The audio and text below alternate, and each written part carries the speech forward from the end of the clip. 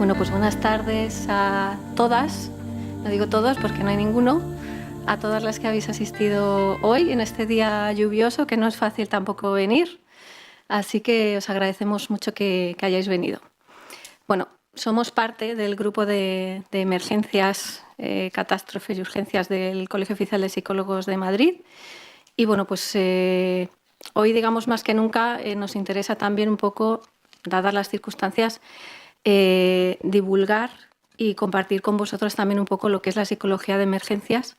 Y para ello, bueno, pues ya que estamos también en un ambiente donde la inteligencia artificial ahora mismo está muy en auge, pues, bueno, pues nos planteamos un poquito pues, comentar el tema de humanizar la inteligencia artificial en emergencias, comunicación vital y ética en la era digital, ¿vale?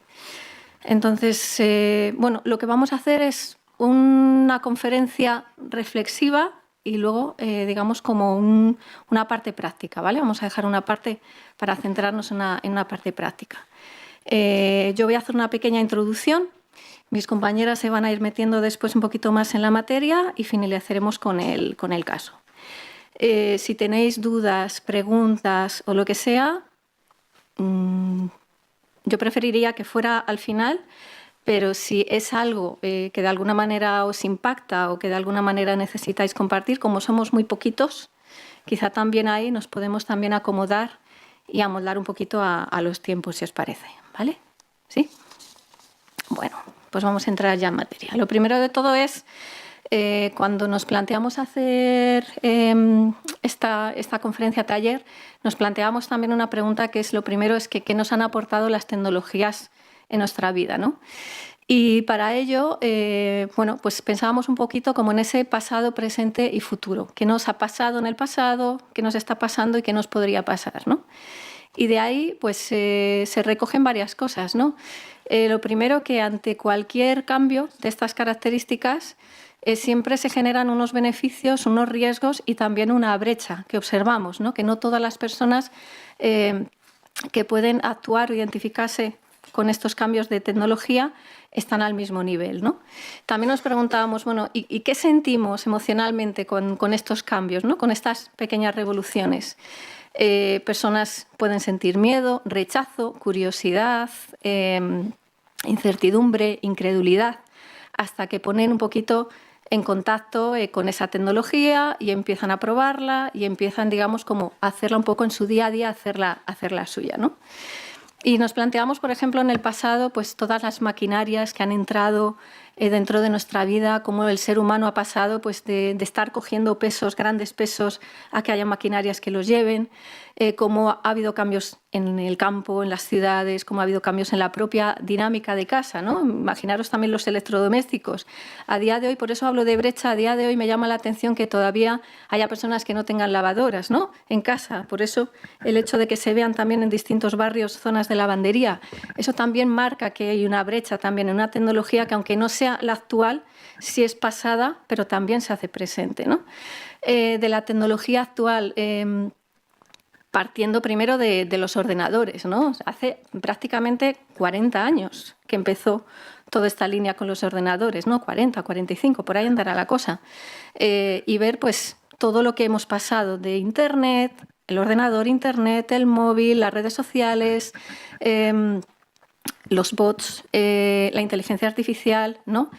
¿Y qué nos ha ofrecido? ¿Qué nos ha aportado este avance? Nos ha aportado un lugar diferente en el mundo, un contacto diferente con el mundo, una forma de planificar, de organizar, de gestionar diferente a la que a lo mejor teníamos antes, ¿no?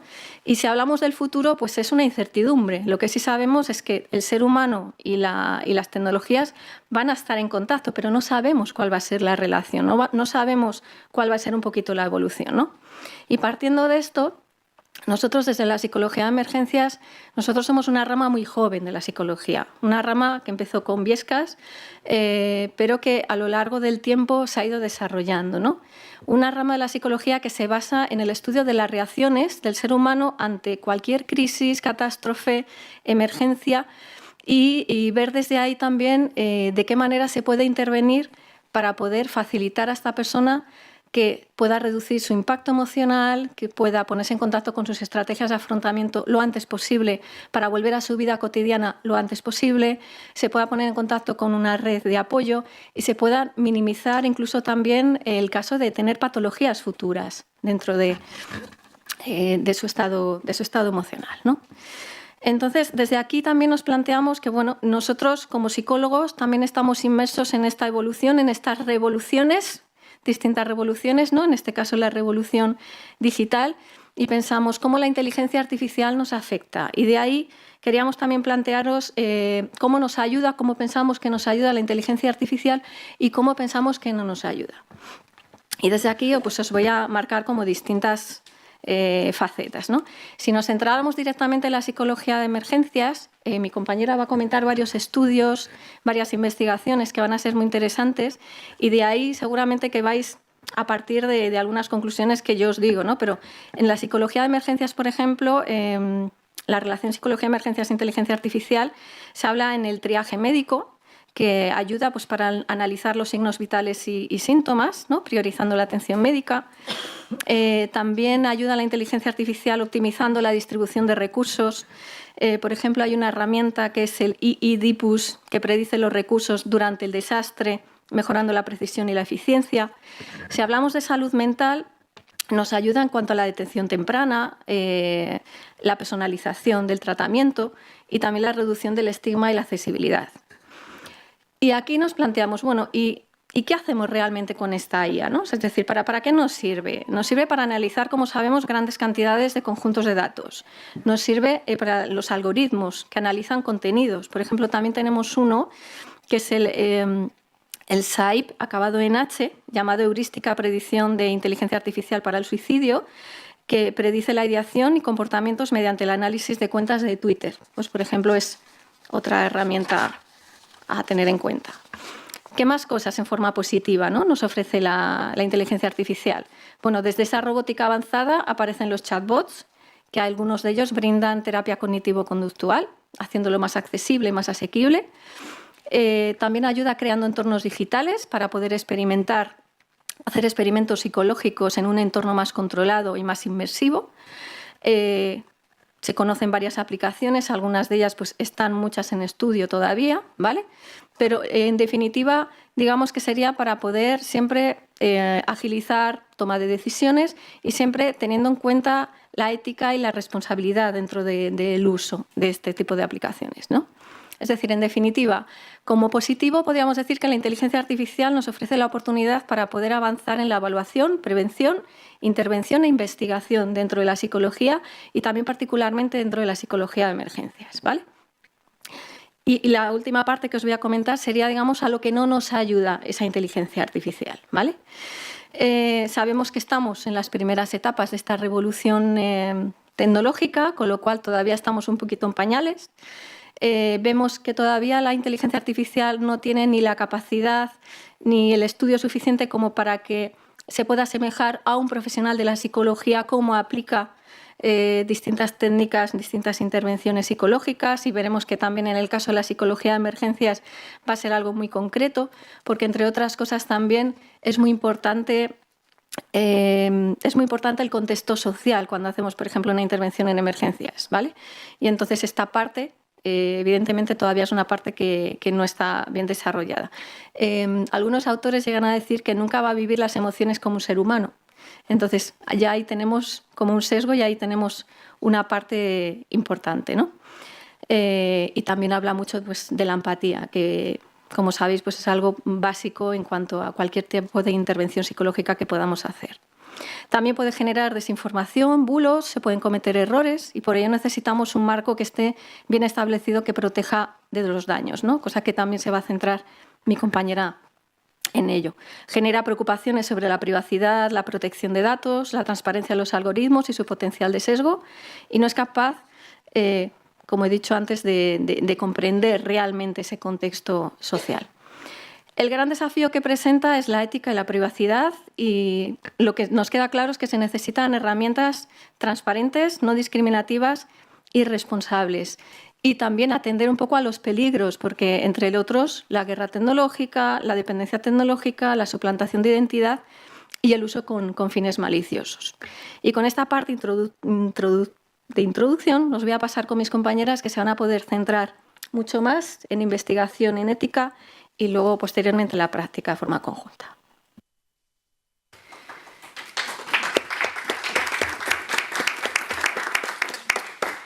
Pues muchísimas gracias, Leticia, por tan fantástica introducción a un poco el propósito, ¿no?, por el que hemos decidido como grupo presentarnos y hacer este trabajo, para un poco tratar de empezar a poner, ¿no?, al menos intentarlo, algunas bases, ¿no?, de lo que sabemos hasta ahora, ventajas, inconvenientes, dudas y el camino por hacer, ¿no? Bueno, entonces, mi nombre es Raquel López Carvajal y efectivamente lo que voy a presentar ahora es la línea, ¿no?, un poco el estado de la cuestión que tenemos a día de hoy en el ámbito de las investigaciones científicas y lo que sabemos, lo que está testado, ¿no? Sí que es verdad que, como vais a ver a continuación, es bastante escueto y bastante reciente lo que podamos saber a día de hoy, ¿no? Probablemente el año que viene, si se nos invita a dar una charla parecida, el trabajo de la investigación se haya quintuplicado, ¿no?, porque el volumen de datos está creciendo de forma exponencial, ¿no? Entonces, bueno, a día de hoy, ¿no?, ¿Qué sabemos, ¿no? Bueno, yo creo que lo primero que podríamos plantearnos es hasta el punto realmente podríamos hablar que las evaluaciones y las intervenciones terapéuticas a través de las TICs, en concreto de la IA, son verdaderas intervenciones psicológicas, es decir, cumplen con toda la rigurosidad, ¿no?, que en aquella época de nuestras licenciaturas o grados nos exigían desde el primer año, ¿no?, de metodología, de calidad, etcétera, ¿no? Bueno, un poco con ese marco, bueno, pues lo que hice fue una revisión de las investigaciones científicas sobre el tema. Decidí restringirme exclusivamente los últimos 5 años, desde el 2019 al 2024, poniendo en el buscador de las bases de datos científicas. Bueno, simplemente deciros que lo que hice fue buscar en todas las bases de datos científicas, no solo en la de Psicinfo, porque está claro que esta es una disciplina multidisciplinar, es decir, hay muchas ramas, desde la Computer Science, ¿no?, la ciencia de los ordenadores, de la ingeniería, de la medicina, hay muchas áreas y, por tanto, había que hacer una revisión más global. Bueno, de las 381 publicaciones que ha habido en los últimos 5 años, revisiones sistemáticas o metaanalíticas solo hay 2.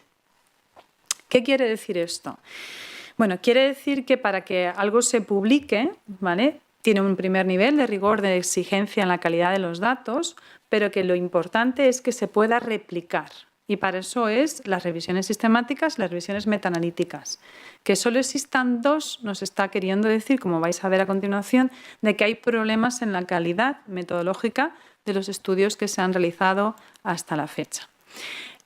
Voy a enseñaros esas 2 únicas revisiones metaanalíticas que, a su vez, cogieron incluso estudios todavía tratando de abarcar incluso estudios no publicados, ¿no?, porque también ese es un tema. En la ciencia muchas veces hay como un sesgo hacia a publicar aquello que ha encontrado algo, pero parece que no es importante aquello que no ha encontrado nada. También lo es. Entonces, este estudio, que es la primera revisión, como veis ahí, recogió 1.022 estudios que fueron publicados desde el 2014, es decir, iba todavía más atrás. Y lo que observaron es que solo 4 de todos los estudios, de los 1.022, cumplían con los indicadores de calidad que se requiere en el diseño de los estudios. Solo 4. Como veis, lo tenéis aquí subrayado. Este es el abstract. Ahí aparece un poco la información, ¿no? Lo que observaron en todas las bases de datos que recogieron y siguiendo el informe PRISMA, para aquellos que los conozcáis, aquí se estableció a nivel mundial las características que debe cumplir cualquier estudio de revisión o de metaanálisis para que sea riguroso, ¿no? Y, bueno, pues la conclusión es que de esos 1.022, solo 4 fueron incluidos en esta revisión, ¿vale? Eso ya es llamativo. Y al final lo que se investigó, en lo que estaban relacionadas estas 4 investigaciones, eran aplicaciones móviles en base a inteligencia artificial y técnicas de Machine Learning para la predicción del riesgo, la clasificación o la individualización o personalización a la hora de este tipo de trabajo con la IA. Y en este caso, a la hora de tratar de intentar generar un factor de ayuda, de conocimiento para el trabajo con la depresión, el estrés y la ideación suicida, ¿no? Los resultados es que a fecha de 2022, que es en el que fue publicada esta investigación, todavía falta mucho por verdaderamente asegurar de que realmente hay un cambio significativo y un efecto real en la salud mental en la aplicación de la IA. El siguiente estudio, que son dos, como os decía, es todavía más interesante. Fijaros, un año después, solo ha pasado un año, ¿vale? Y en una revisión igualmente sistemática, al meter un año más, pasamos de una revisión de 1.022 estudios a 7.835. Por eso os digo que muy probablemente, si el año que viene vuelvo a dar esta charla, esto se ha quintuplicado, ¿no? Está claro que estamos en la cresta de la ola de esta revolución tecnológica, como decía mi compañera Leticia, y eso implica que el volumen de datos empieza a ser muy difícil de abarcar. A pesar de los 7.834 pasamos de 4 estudios a 15, ¿vale? Bueno, vamos a algo mejor, que cumplían con estos mismos indicadores de calidad, que en la ciencia los conocemos, y que empiezan a sacar algunas conclusiones interesantes, ¿no? En concreto, en general, dos principales. Una, que el efecto del beneficio del uso de la inteligencia artificial para la evaluación y la intervención psicológica en temas de salud mental funcionaba mejor cuando había un agente relacional, ¿vale?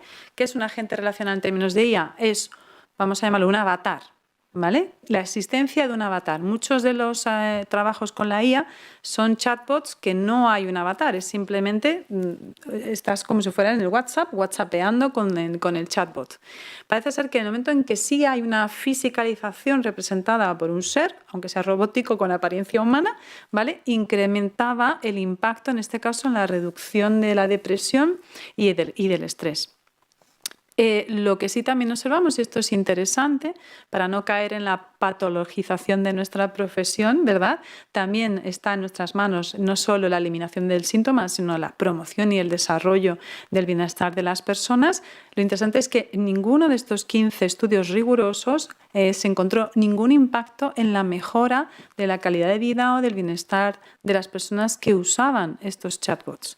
Estamos hablando, obviamente, que a pesar de la carencia, ¿no?, todavía de datos de estudios buenos, 15, el volumen de usuarios de cada uno de estos estudios es muy grande, ¿vale? Con lo cual, bueno, aunque sean pocos datos, yo creo que es interesante tener en consideración los resultados. He de deciros también, si os fijáis, que a pesar de que estas dos revisiones nos restringimos exclusivamente al ámbito de la salud mental, no sé si os habéis dado cuenta de dónde han sido publicados, ¿no? En el anterior fue publicado no sé, mira, no lo creo, no aparece aquí en la revista, disculparme, pero es una revista de Computer and Behavioral Neuroscience, ¿vale? O sea que es completamente vinculada con el ámbito de la neurociencia y ordenadores, o sea, no es de la psicología.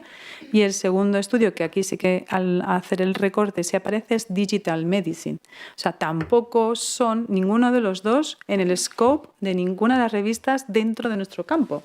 También es una lectura interesante de reflexión a hacer en ese sentido, ¿no?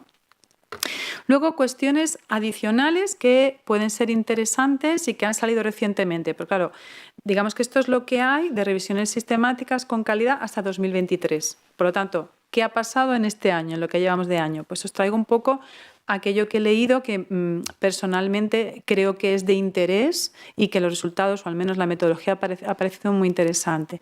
Este es un artículo publicado, como veis, en marzo de este año y que, como decía mi compañera, está muy vinculado a un tema que yo creo que es muy interesante, que es la capacidad de procesamiento de toda la información que se puede recoger verbal y no verbal para establecer perfiles de riesgo.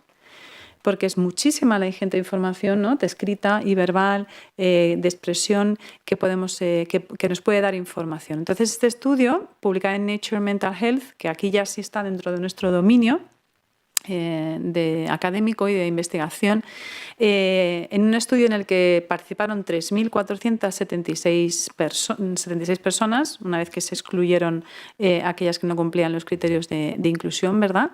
Se observó que la inteligencia artificial fue capaz de predecir en un 92% de los casos la probabilidad de autolesión de estas personas que participaban en el estudio. Sí que es interesante que a nivel de las variables que podían influir en esa capacidad predictora, como veis aquí, ¿no? El análisis de mediación y moderación, lo que mostraron fue que en el caso de la depresión, la ansiedad y los sentimientos de soledad, que estamos, como todos sabéis, este año, en un año de promulgar, ¿no?, el cuidado de la soledad, que está creciendo tan enormemente en nuestro país y a nivel mundial, ¿verdad?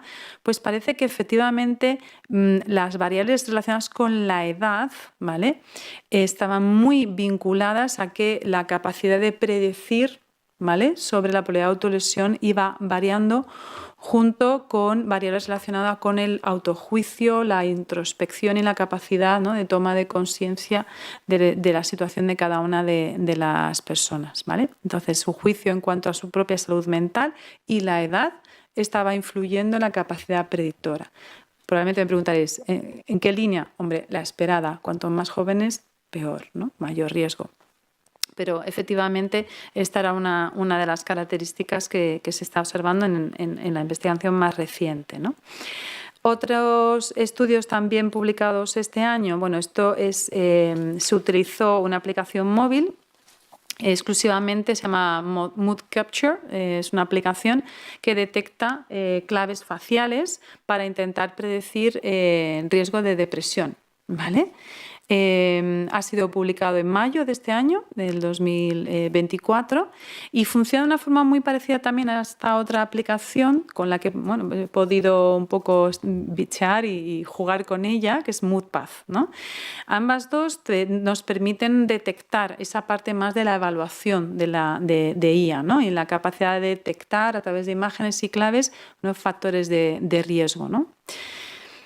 ¿Qué más cosas podemos hablar? Bueno, pues cuando entramos ya en el ámbito de la intervención es quizá cuando se nos abre un ámbito más complejo, ¿no?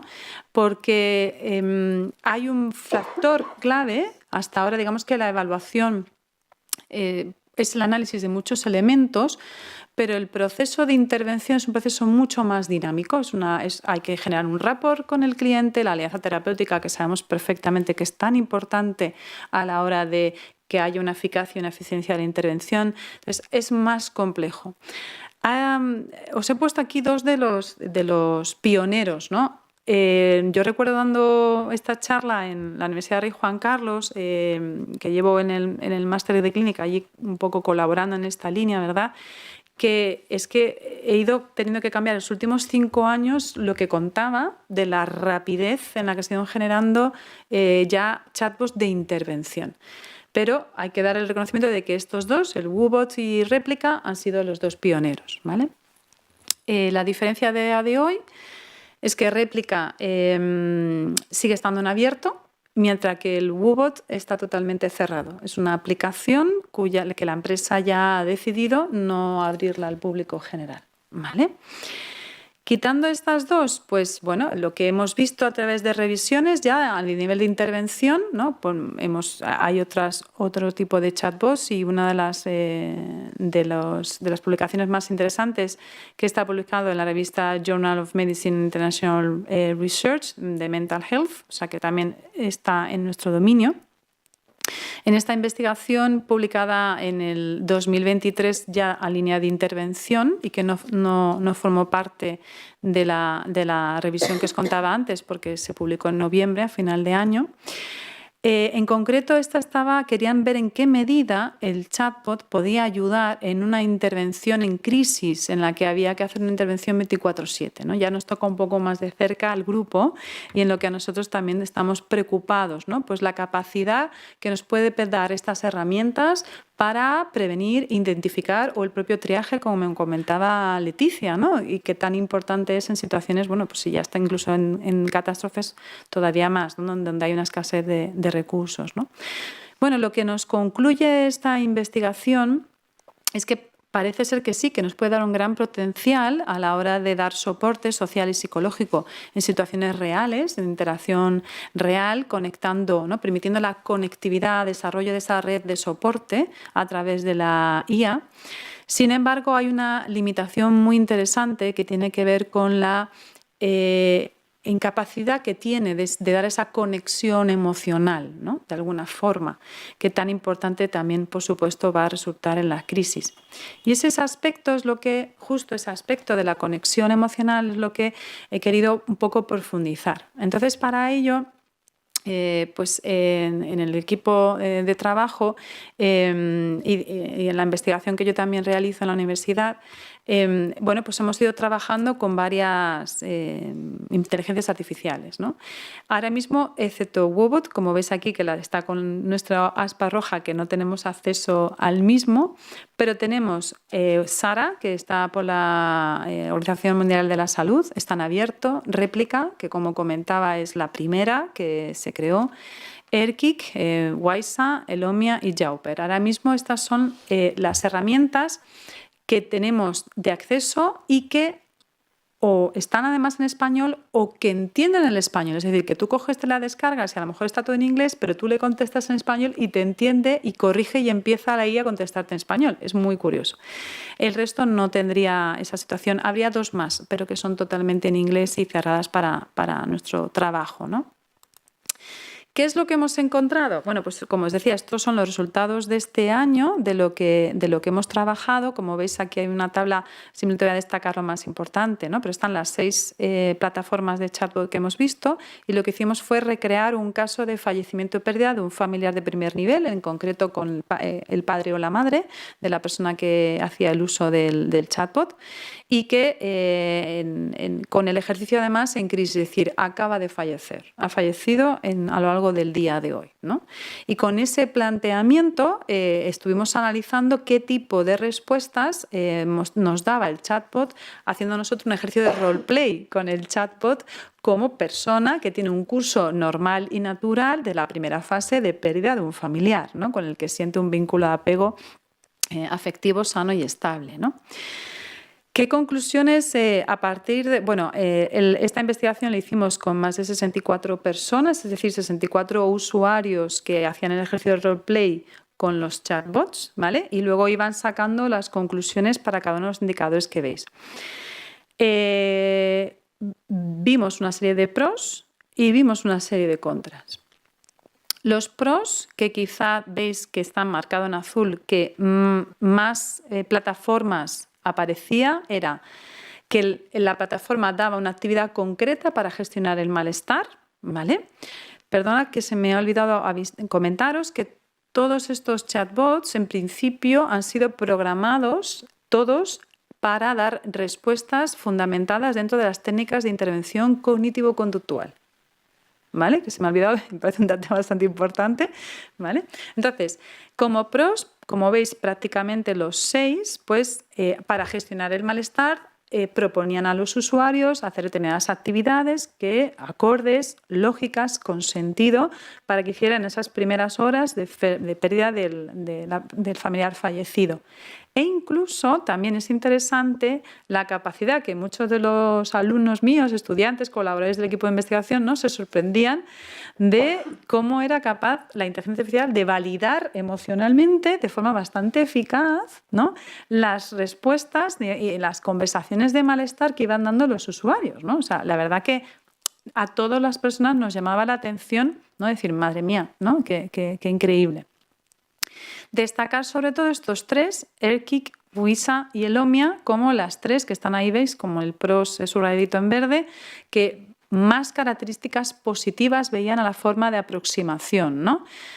Facilitaba una ayuda profesional en caso de que no se pudiera, pedía permiso para profundizar en quieres que sigamos hablando del tema, ¿no? La evaluación del estado de ánimo, aspectos de psicología básica, recomendaciones de hacer algún tipo de conducta de autocuidado e incluso algunas permitían una evaluación del riesgo de suicidio, según lo que ibas contestando. Al día siguiente retomaba la conversación por donde se había quedado. Hacía una buena explicación, o sea, no solo te decía qué podías hacer en caso de pérdida, sino que te lo explicaba, hacía una labor de psicoeducación interesante, qué pasos a seguir, enviaban notificaciones, respondía con muestras de afecto, incluso hacía un trabajo de distorsiones cognitivas posibles, un poquito de explicación de modelo ABC.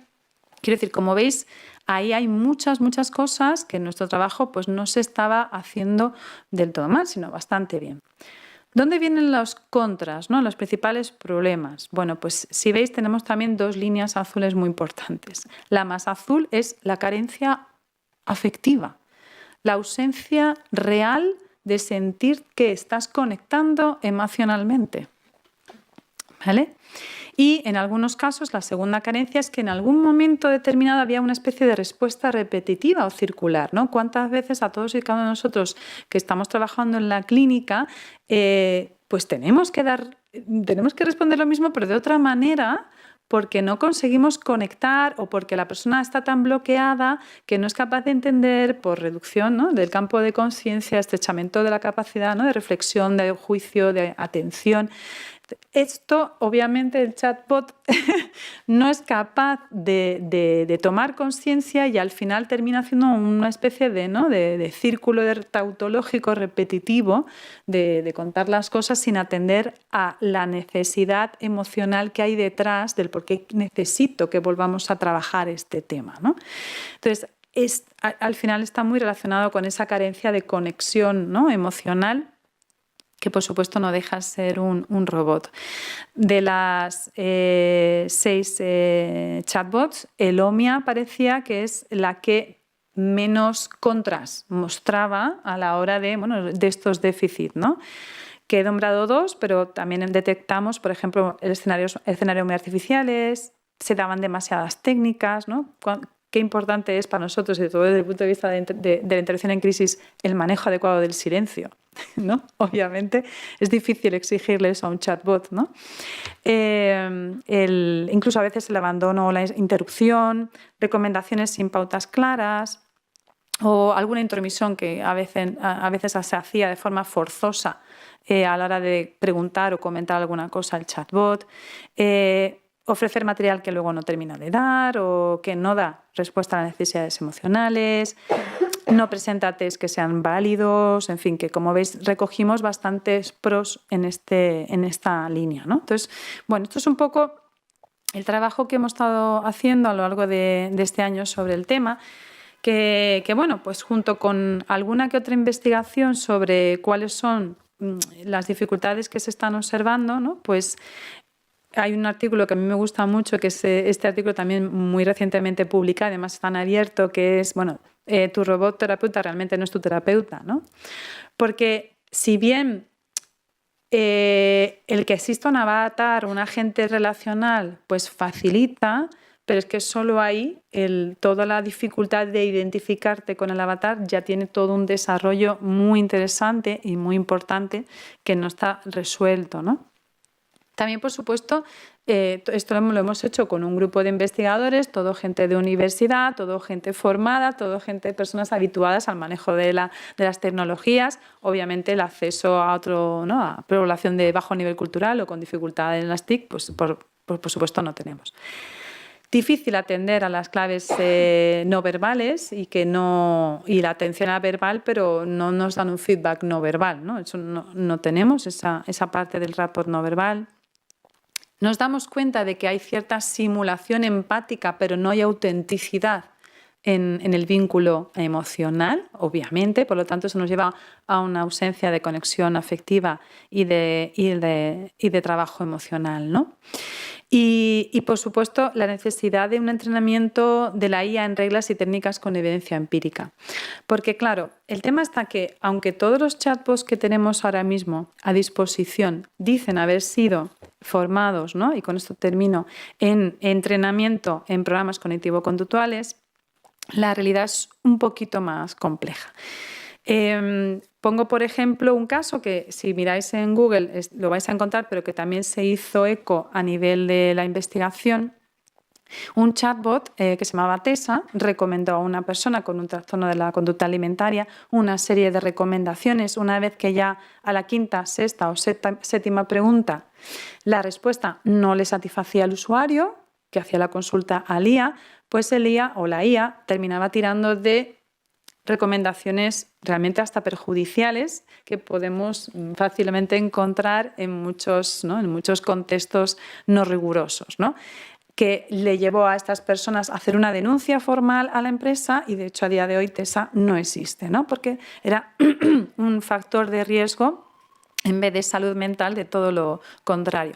¿Por qué ocurre esto, no? Y esto es un poco la parte que me gustaría aportar. Ocurre porque ¿cómo funciona la IA? Es decir, aunque tú a la IA generativa, ¿no?, esta caja rosa que veis aquí, la entrenemos en técnicas cognitivo-conductuales y todas las técnicas de convivencia empírica que queramos, ¿no? Yo qué sé, ACT, la que queráis, ¿no?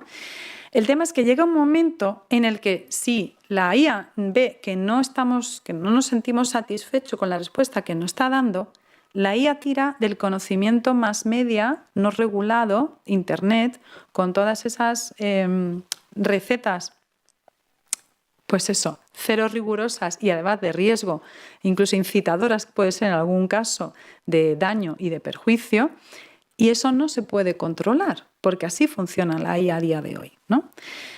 Entonces, el problema que tenemos, y de hecho es muy interesante porque cuando tú le preguntas a cualquier IA en qué medida tu sistema de programación es un sistema abierto o es un sistema cerrado, es decir, no, yo te meto todas las técnicas con evidencia empírica psicológicas, pero si el usuario no tiene respuesta satisfactoria, no me consultes nada más, ciérralo, ¿vale? Bueno, a día de hoy no tenemos seguridad de si ninguno de todos estos IAs ni chatbots tienen un sistema cerrado. De hecho, la programación, a día de hoy, lo que la propia IA te contesta es que es probablemente que sean todos en abierto. ¿Por qué? Porque depende del propio programador.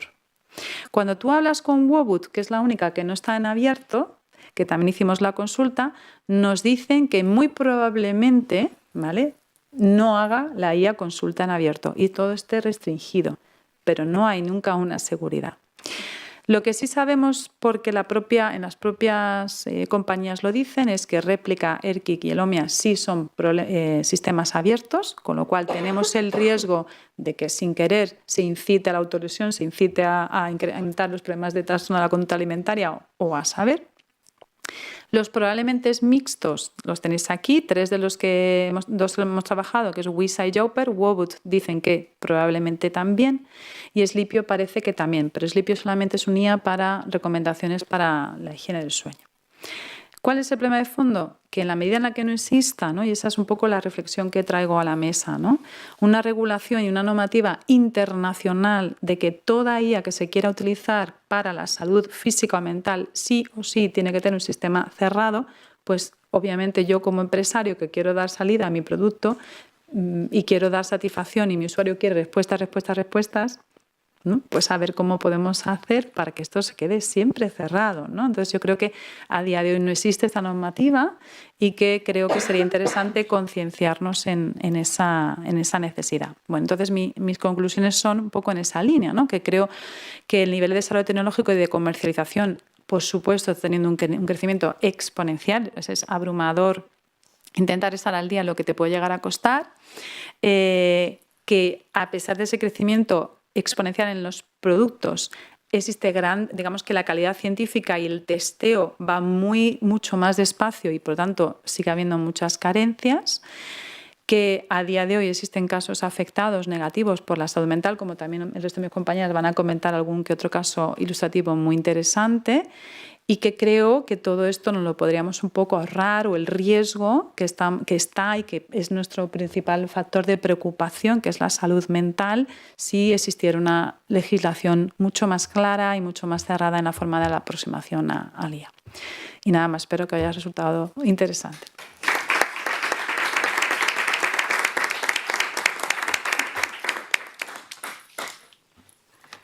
Bueno, pues muchas gracias a mis compañeras, porque además yo voy a retomar todo lo de ellas. A ver, yo ahora voy a ser el Pepito Grillo. Yo soy el Pepito Grillo. Bueno, voy a intentar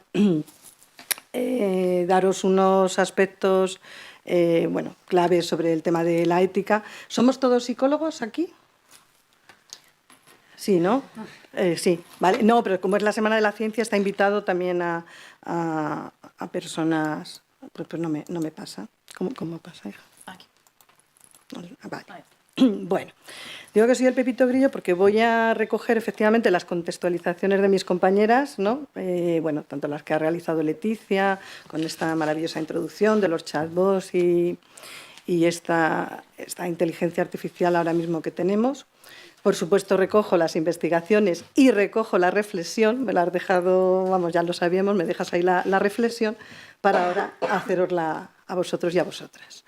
No es la parte práctica de mi compañera, pero sí que quiero un poquito aquí formar un poco de debate con todo esto que tenemos, ¿no? Voy a seguir contextualizando. Os iba a poner 2 vídeos. Uno en el que decía, el primero es sobre las redes sociales y ha sido muy viral. No os lo voy a poner y ahora os lo digo por qué. Es muy viral, como vais a tener las presentaciones, os lo ponéis, además son 2 minutos, el primero es 2 minutos, el segundo son 15, que por eso también he dicho, no voy a sesgar, porque claro, si pongo uno sí, el otro no quiero sesgar. El primero, sobre el tema de las redes sociales y cómo están actuando las tecnologías. Bueno, somos psicólogos, también me imagino que sabremos un poquito del tema de inteligencia artificial. Y si no, bueno, pues nos acordamos de películas como Matrix, Terminator, ¿no? y todo esto, ¿no? Blade Runner, bueno, tenemos muchas. Y la segunda, el segundo vídeo, es sobre el tema de la prevención del suicidio. Yo os lo recomiendo que los veáis, porque está en formato TED y la verdad que, ya os digo, es más largo, claro. Pero claro, si ponía uno el otro no, al final digo, voy a sesgar esta pregunta, ¿no? La pregunta de qué pensáis ahora mismo con todo lo que ya llevamos ya dicho, y ahora ya más en concreto en el tema de la psicología de emergencias, si esto es bueno, si esto es malo, si tienes ventajas. Sobre todo porque quiero que utilicéis un elemento clave en la ética y en la bioética del uso y de la investigación y de las personas que programan la inteligencia artificial, que es el pensamiento crítico. Para mí creo que un elemento clave ahora mismo en el tema de la inteligencia artificial es el pensamiento crítico, es decir, el saber que no todo vale. Sé que lo diréis ahora cuando os haga la pregunta. Venga, seguimos con esta contextualización. Nos preguntaba también si éramos psicólogos porque se tiene muy en cuenta en el tema de, como digo, del uso y mal uso de la inteligencia artificial, los principios del decálogo del Colegio y Consejo Oficial de la Psicología, ¿no? En cuanto a ética y deontología. Entonces, bueno, voy a recordar un poquito, ¿no? La confidencialidad, la privacidad, la objetividad, pero sobre todo el respeto y la dignidad en nuestra profesión, en nosotros mismos y en lo que realizamos. Entonces, hay muchas veces queda la parte de la psicología humanista, ¿no? de Rogers, ¿dónde está? ¿Dónde ha quedado eso? Ahí lo dejo, ahora lo debatimos, ¿de acuerdo? Pero por otro lado, también como somos psicólogos, conocemos los sesgos cognitivos. Todos conocemos y están implícitos o explícitos en todo el tema de la inteligencia artificial, ¿no? Que sepáis que hay más de 50 sesgos cognitivos, que sepáis que la inteligencia artificial la hacemos humanos. O sea, detrás de estos chatbots, ¿no? que además nos están llegando bueno, diariamente, ¿no? Estos chatbots que han comentado sobre prevención del suicidio, sobre ahora mismo en emergencias, en temas de triaje, en temas de evitación del estrés postraumático. Y más concretamente nuestro grupo de emergencias va a iniciar en breve, y por eso tener en cuenta todo esto, ¿no? Pues eso, queremos iniciar un chatbot con este enfoque, ¿no? Entonces, detrás de todo lo que hagamos o de lo que realicemos, hoy mismo me ha llegado una aplicación diciendo mete los datos que te vamos a analizar la personalidad, no lo tengo aquí si alguien quiere verlo, y te diremos lo que tienes que hacer. Bueno, no me he quedado así un poco. En la revista del colegio de este mes ya también se nos dan las pautas y recomendaciones en el desarrollo de organizaciones del TINZAC, ¿no? O sea, que lo tenemos a la orden del día, ¿no? Entonces, con todo esto, los sesgos cognitivos. Si alguien nos acuerda, os digo, acordaros que todo el efecto placebo, el de conformidad, que cuando hacemos un algoritmo queremos que salga bien y queremos que salga como nosotros queremos, ¿no? ¿Qué más? El sesgo de confirmación, va todo un poco, ¿no? sobre la misma línea, pero tener siempre muy en cuenta todo el tema de estereotipos, patrones y prejuicios que puede tener la persona que lo programa, ¿vale? Bueno, y con todo esto os hago la pregunta, utilizando el pensamiento crítico y con todo lo que llevamos visto, ¿qué pensáis, qué ventajas? Bueno, espérate, las ventajas y los inconvenientes también os las puedo decir yo, que también, y así resumo también un poquito lo que habéis dicho vosotras, ¿no? Fijaros, aplicaciones para todas las áreas de la psicología, o sea, desde organizaciones, clínica, por supuesto, y emergencias, que es donde estamos hoy. Por supuesto, la acumulación de datos, el tener ahí un Big Data, ¿no? que nos hace accesible todos esos datos, ¿no? Y dando una orden, un botón, pues a mí me parece la rapidez de decisiones. O sea, no se tarda, claro, la inmediatez, ¿no? La reducción de errores humanos repetitivos. O sea, fijaros que sí que es verdad que, como digo, estoy resumiendo un poquito lo que han dicho ellas, ¿no? Pero también tiene inconvenientes, lo habéis dicho muy bien, esa dependencia tecnológica, ¿no? Esa supresión de la privacidad, que iba un poquito con lo del decálogo, esos fines maliciosos, que por ahí quiero un poquito hablar de esto, de este debate, bueno, y el saber que no todo vale, ¿no? Que lo podemos usar, pues bueno, igual que cuando se hizo la teoría de la relatividad, y todo lo hemos visto en la película, y como el uso que se puede hacer, ¿no? Con la bomba atómica o con las redes sociales, como se expone aquí en este vídeo. ¿Qué pensáis? Con todo esto que hemos visto, con toda esta investigación, con estos chatbots tan maravillosos, con todas estas variables que hemos expuesto, ¿qué opináis ahora mismo si tiene ventajas o inconvenientes la inteligencia artificial? ¿Qué opináis? De momento no, hasta que no haya más estudios. Yo no. O sea, que te basas en el tema empírico y las investigaciones, ¿verdad? O sea, hasta que no haya más estudios. Prefiero yo pensamiento crítico. Muy no bien, todo vale. sí. Es el elemento, ya os digo, yo para mí el pensamiento crítico ahora mismo, que esto no es café para todos, que no todo vale, efectivamente, la reflexión última, no existe normativa, como ha dicho también, como habéis comentado, por lo cual, claro, ¿cómo tomamos todo esto? A ver. Yo creo que como todos tiene sus ventajas y sus inconvenientes. Depende de cómo se use en determinadas circunstancias, puede servir un montón, podrá ayudar, y habrá en otras que podrá ser perjudiciante. O sea, que el uso beneficioso y malicioso que haga la persona. Pensad siempre que hay detrás una persona que está realizando los algoritmos, que yo quiero dejarlo ahí, ¿no? Esa caja rosa, que yo traía una caja negra, la tuya me ha gustado más. Esa caja rosa, detrás de esa caja rosa, efectivamente, pues hay personas, efectivamente. El uso que se haga de ello. Uh-huh. Yo, una cosa que me ha llamado la atención, bueno, sí, por supuesto, esto es abierto. Que predice en el 90 o 95% las autolesiones. Quiero decir, pero es que a la vez ese mismo mecanismo también es el que favorece las autolesiones. Me explico, porque los jóvenes, muchos jóvenes que se autolesionan lo ven a través de internet, porque se meten en un chat o entonces me tengo que cortar aquí para que no se vea. Es decir, que eso mismo que predice les está a los jóvenes diciendo te tienes que autolesionar así, creo. Hay un doble pensamiento crítico. Fijaros la noticia que traía yo aquí, el suicidio de un joven enamorado de un chatbot. Bueno, ahí está para que luego lo consultéis, que no, ya os digo que no vamos a... Claro. Dime, Mónica. Yo es que creo que el tema de la ética está en cualquier actividad humana. Por supuesto. Es decir, no es solamente el que programa el chatbot, sino el psicólogo que está delante o la psicóloga que está delante de una persona, ¿no? Quizás ahora mismo, en el punto que nos encontramos, para lo que nos puede ayudar no es tanto para intervención psicológica, pero quizás sí para primer auxilio, para primer acercamiento, para que la propia persona tome conciencia de la necesidad de ayuda profesional. O sea, que los chatbots estos que ya existen para evitar el estrés postraumático, o sea, tras una tragedia, por ejemplo, tú no crees en ellos mucho, ¿no? Yo creo que puede ser una ayuda, igual que puede ser el señor de Cruz Roja que va con el pañuelo y el agua, que además escucha y que le dice, oye, estos síntomas son preocupantes, quizá necesitarías conectar con un profesional experto en el área.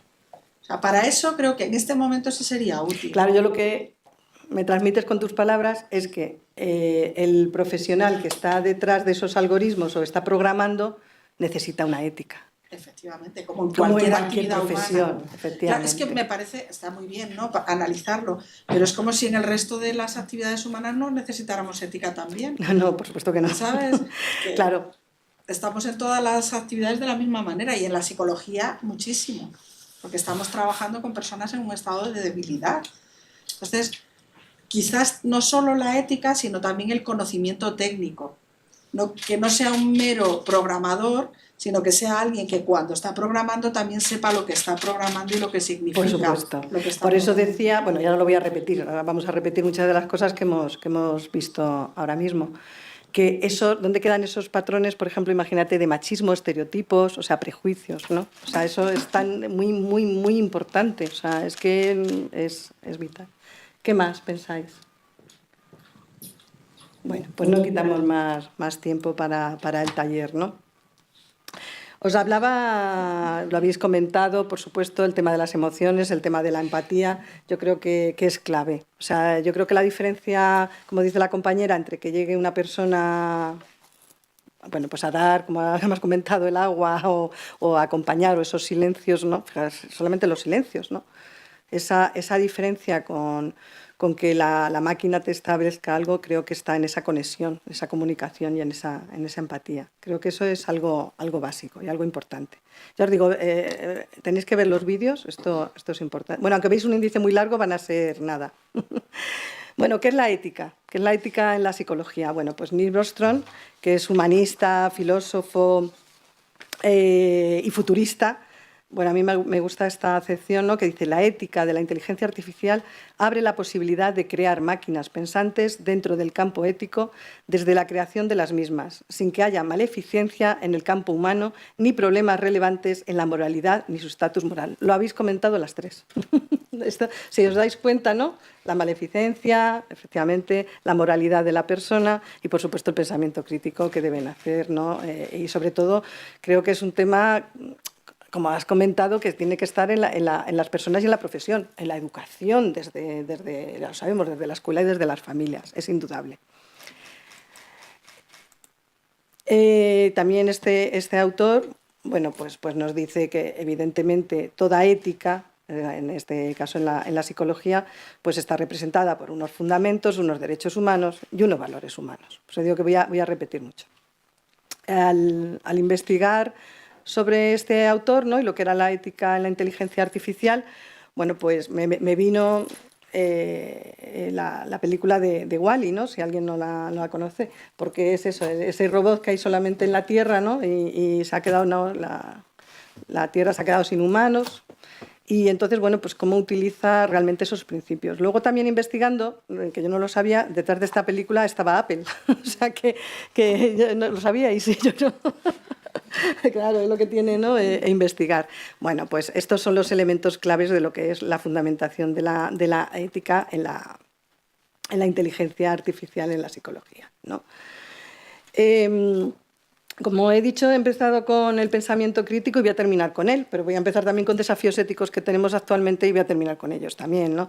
Es decir, que ya los hemos visto, esa imparcialidad en los datos, ¿no? Cómo interpretamos los datos. Sí es verdad que ya sabemos como psicólogos, ¿no? Que cuando interpretamos siempre nos lo llevamos también a nuestro terreno. Entonces esto, si lo hace una persona programando, volvemos a las mismas, está haciendo el sesgo de conformidad.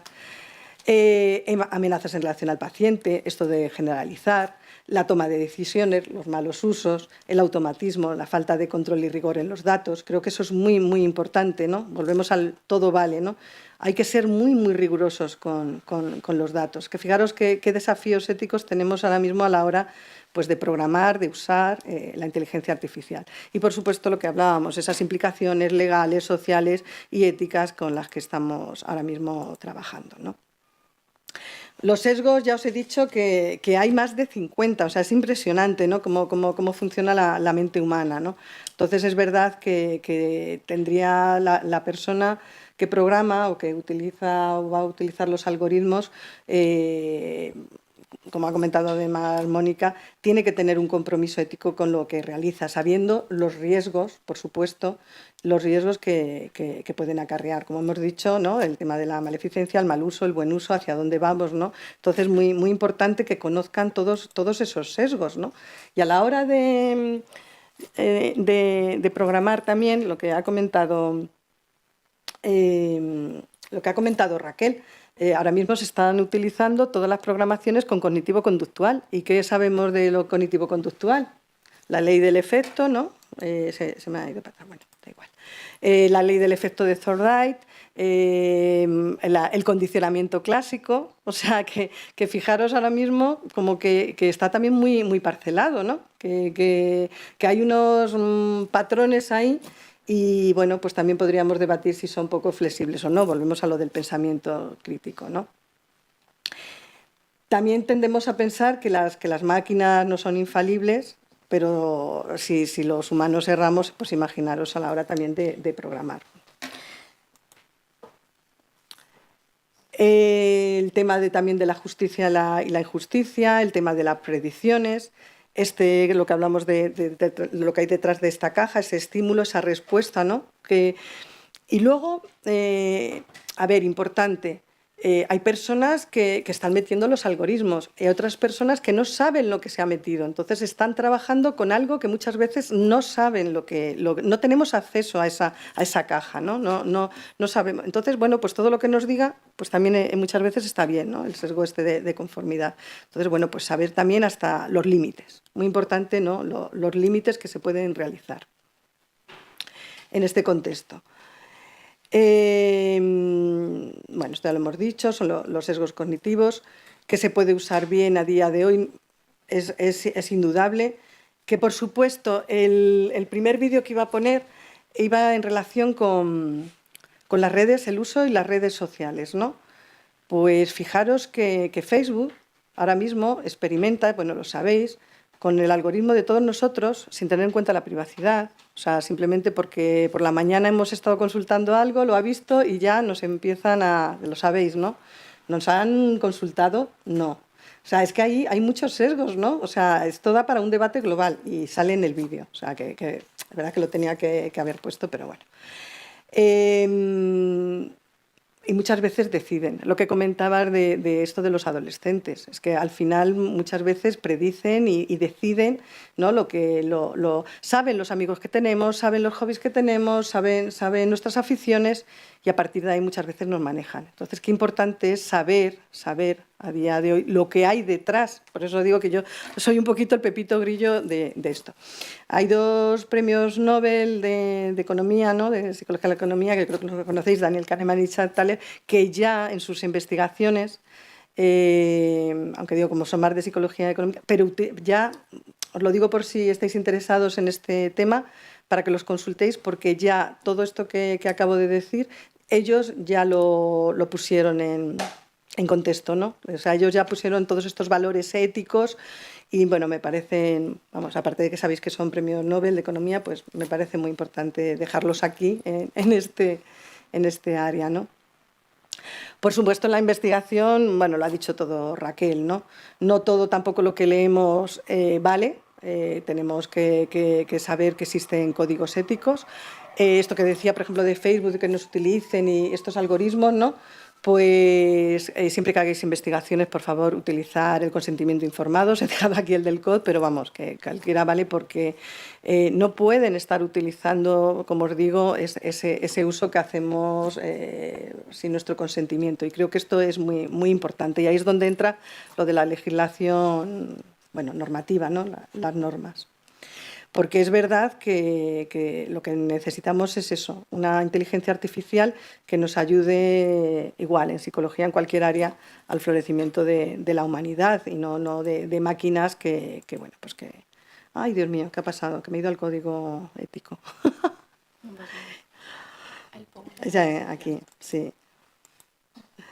Aquí. Vale. Bueno. ¿Por qué no he querido sesgaros con el tema de los vídeos? Pues porque todos conocemos los experimentos de grupos sociales, ¿no? De Zimbardo, el de Asch y todos estos. Fijaros, por ejemplo, un experimento, ¿no? En el que 2 grupos, que a mí esto me llamó mucho la atención, ¿no? Me gustan mucho los experimentos grupales, ¿no? Y cómo influyen, ¿no? El tema de líderes o lo que quieren que digan los demás, ¿no? Es importante, ¿no? Entonces, también cómo ahí nos manipula la inteligencia artificial. Entonces, 2 grupos que uno recibía información positiva y luego la negativa sobre un producto. Y luego el otro grupo al revés. Bueno, pues la información era la misma, pero ya la respuesta ya estaba de alguna manera sesgada, ¿no? Entonces, imaginemos eso, un buscador que le alteramos también el orden, ¿no? Pero lo mismo con el tema de ideologías políticas o culturales, como os he dicho, ¿no? O sea, que detrás de estos algoritmos siempre pensemos en ese pensamiento crítico. Los modelos.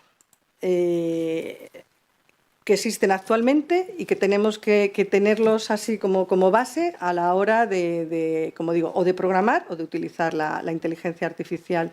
Pues, por supuesto, centrada en la responsabilidad, centrada en la persona, es decir, que también, como os he dicho, el sesgo de la generalidad, de que hacemos una aplicación y vale para todo el mundo, no, por Dios. O sea, yo es que soy muy defensora de la atención centrada en la persona, no sé si por un tema también de mayores o de que lo llevo muy... Entonces, cada persona tiene su esencia, es diferente, entonces creo que esto también es muy importante. Esto no vale para adolescentes, esto no vale... No, esto vale para evitar el suicidio. Hay que tener muchas variables y, bueno, también va, claro, con lo de la responsabilidad.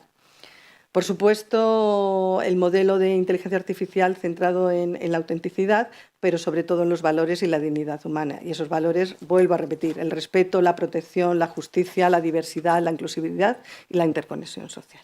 Siempre tenerlo esto muy en cuenta. Y otro concepto, y ya con esto acabo, que se integra dentro de la ética y de la inteligencia artificial en psicología, es el del transhumanismo, ¿no? Donde queda la máquina, donde queda el humano, cómo integramos toda esta transformación humana a nivel biotecnológico, ¿no? Que ahí también está el límite de las investigaciones que hemos comentado, ¿no? Pues teniendo en cuenta estos factores, y volvemos a terminar con el pensamiento crítico, la confianza, la información, la organización tecnológica, saber de lo que hablamos, el tema de las emociones, la empatía, la simpatía, fijaros que es complicado, ¿no? Traducir todo esto, la biótica y el pensamiento crítico. Y yo con el pensamiento crítico, y con esto ya acabo, pues voy a recoger, porque ahora diréis, bueno, ¿y esto cómo se traduce? Es complicado también, ¿no? Son conceptos que, bueno, a ver, esto es muy transversal, lo hemos dicho, ¿no? Transfiere a muchas áreas. Si os fijáis, dentro de la ética es que está la filosofía, o sea, está la psicología, está el derecho, o sea, es muy transversal, por supuesto, ¿no? Entonces es también complicado, ¿no? Creo que la regulación es complicada, ¿no? Yo lo pensaba, ¿no? Cuando estaba haciendo la presentación y yo decía, es que ¿dónde queda, ¿no? esta parte de humano y esta parte de tecnología, ¿no? ¿Cómo se puede integrar? Y volvemos otra vez a lo del pensamiento crítico. Entonces, el pensamiento crítico yo cojo la acepción de José Antonio Marina, que lo conozca, es un psicólogo de educación, muy bueno. Y entonces dice que tenemos que recordar siempre que tenemos dos inteligencias, la generativa y la generadora. Entonces, qué importante es, ¿no? Tener en cuenta que la generativa siempre se basa en el conocimiento, en el criterio y en la atención y en la reflexión. Entonces, a la hora de hacer este uso de la inteligencia artificial, tener siempre en cuenta esta parte de la inteligencia y del pensamiento crítico, como bien comentabais, ¿no? Por lo cual, volvemos a terminar con esos desafíos o esos problemas éticos que tenemos ahora mismo. Uno lo habéis comentado muy bien, va todo muy rápido. Va todo muy rápido, ya os digo, es que hoy ya me han llegado eso, pues aplicaciones por ahí que yo digo, madre mía, ¿de dónde sale esto? Va todo, o sea, la construcción tecnológica, como hemos dicho, va súper rápido, o sea, y nos adelanta a las capacidades humanas, ¿no? Por supuesto, tener en cuenta todas estas reflexiones filosóficas y epistemológicas, ¿no? Que es verdad que también se centra mucho en lo que hacen los informáticos. Nosotros le decimos al informático, hazme esto, y nos olvidamos, yo creo que de todos estos aspectos que hemos visto y hay que tener en cuenta a la hora de programar. Psicología general y psicología de emergencias específicamente, ¿no? Construir una ética de inteligencia adaptada al contexto histórico, cultural y, como he dicho, de la persona, desarrollando una ciencia sana y, por supuesto, identificando todos esos elementos responsables que creo que, bueno, he intentado dejar aquí y que, bueno, luego ya cada uno pues los veremos. Como conclusiones, bueno, pues eso, que detrás de la inteligencia artificial tener en cuenta que hay humanos, que no todo vale, que no dar por válido todo lo que vemos, que revisar siempre lo que está hecho, o sea, que lo ha dicho también muy bien Raquel, necesitamos más estudios, que porque esto sea accesible y no tiremos o económico, que también ahí está el aspecto económico, se ha hablado también de aspectos culturales, económicos, no todo, queda mucho por hacer, muchísimo, que seamos conscientes de todos estos sesgos cognitivos, que si alguno los quiere, por aquí los he traído, que ya os digo que son muchísimos, y que yo creo que muchas personas que están ahora mismo realizando, desarrollando inteligencia artificial no los tienen en cuenta y son fundamentales. Por supuesto, en nuestra profesión y en todas, conocer, por supuesto, los valores éticos, el código deontológico, tener ese pensamiento flexible, muy importante que viene desde de la educación, como he dicho, pero tanto en el uso, en el manejo y en la investigación. Creo que es muy importante. Y, por supuesto, sistemas sanos que piensen no solo racional, sino también éticamente. Pues muchísimas gracias.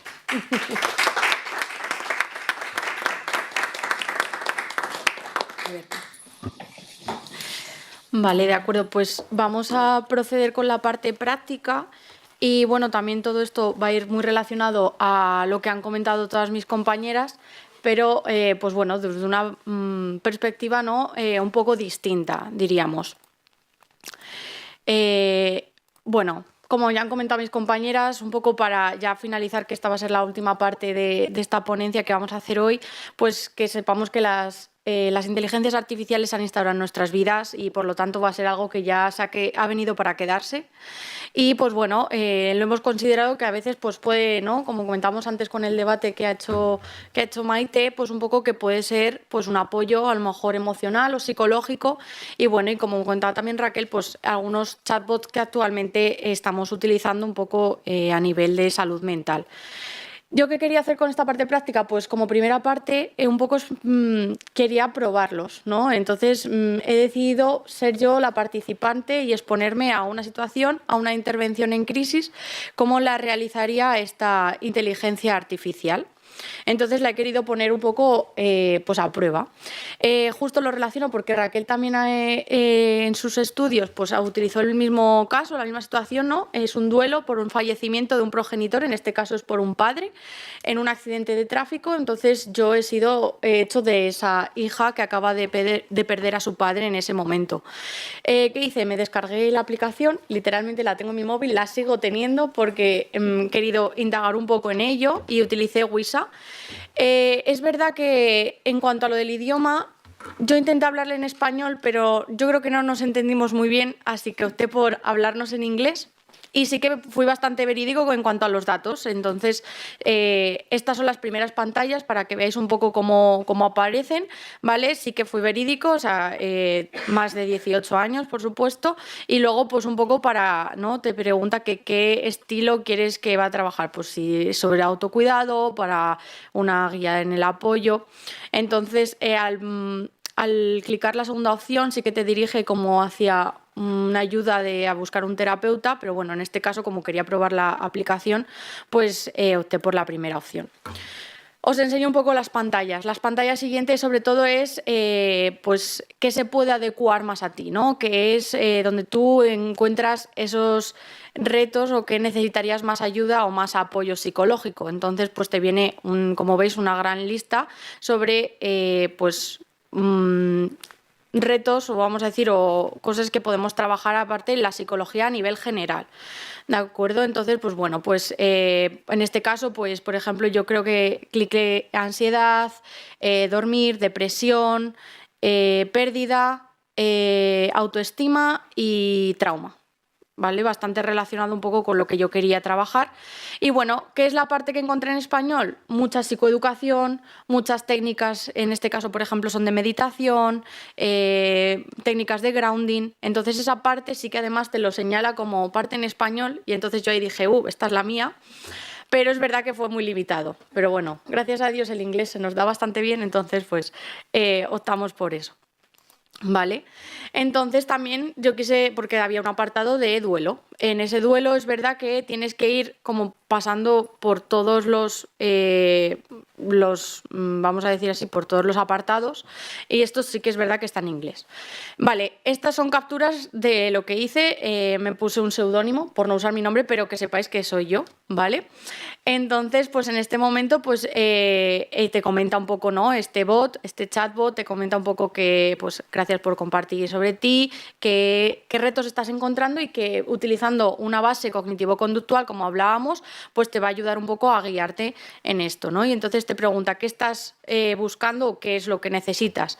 A lo que yo le digo como mi padre pues se acaba de morir, ¿no? Una situación de crisis, imaginamos que acaba de pasar eso, yo cojo el teléfono y como persona que estoy conectada al móvil 24/7, es decir, tengo el móvil encima siempre, pues escribo esto a un chatbot, que es lo más directo que tengo ahora mismo, ¿no? Para acceder, digamos, a un apoyo psicológico de primera mano. Por lo tanto, pues el chatbot me contesta que está solo, que lo siento mucho, perdón. También intenta como hacer un poco de vínculo en ese caso, ¿no? Pero recordamos que estamos hablando a un teléfono y parece que esto es un chat con otra persona como si fuese un WhatsApp, ¿no? Y entonces pues intenta hacer ese recogimiento un poco a nivel emocional y lo que hace es sobre todo darnos algunas pautas, ¿de acuerdo? Pautas como pues empieza un poco a hacer provoca un poco esa ventilación emocional que a veces pues es muy necesaria en estos eventos, en estas intervenciones en crisis. No te pregunta cómo te estás sintiendo. Es verdad que llega un punto cuando empiezas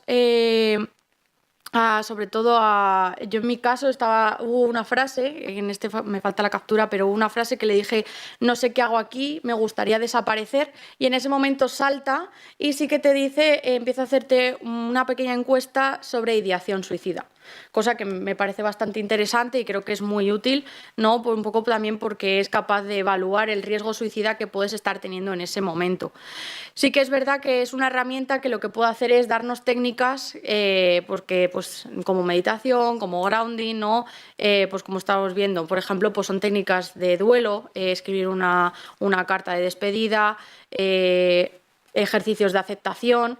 Entonces, ¿nos puede proporcionar muchas herramientas? Sí, por supuesto que sí, pero a mi nivel y mi pensamiento crítico creo que me falta un poco ese tacto humano y que no se sienta tanto escribir por WhatsApp, ¿no? De que acaba de fallecer mi padre y por lo tanto necesitaría a lo mejor algo más en este caso. ¿De acuerdo? Vale. Quiero que lo hagamos ahora un poco entre todos y aquí es donde me gustaría también contar un poco con la ayuda de mis compañeras, como muy relacionada que estoy con la comunidad joven, porque es verdad que yo hace poco dejé también de ser estudiante y he usado bastante el ChatGPT, no voy a decir que no. Creo que cuando pensamos en inteligencia artificial, la verdad es que lo primero que me viene a la mente siempre es poner ChatGPT en Google. La verdad. Es verdad que no es una de las herramientas que mencionábamos, pero sí que es verdad que es pues, la que tenemos más a mano, que directamente no he tenido ni que registrarme, simplemente he puesto ChatGPT, a veces sí que te pide registro, a veces no, en este caso no. Entonces sí que quiero que volvamos a utilizar esta situación de emergencias, de intervención en crisis, como es el fallecimiento de un progenitor. Voy a usar la misma frase, ¿vale? Y pues un poco ver cómo reacciona esta inteligencia, que en este caso esta sí que es abierta, no podemos decir que fuese cerrada como las que comentaba Raquel, ¿no? Que esas sí que es verdad que están más especializadas para ayuda psicológica, pero en este caso esta es abierta y esta coge toda la información de todo lo que ve y adquiere de lo que es el Internet normal. ¿Vale? Entonces, literalmente voy a poner la misma frase. Porque está en mayúsculas. Perdón.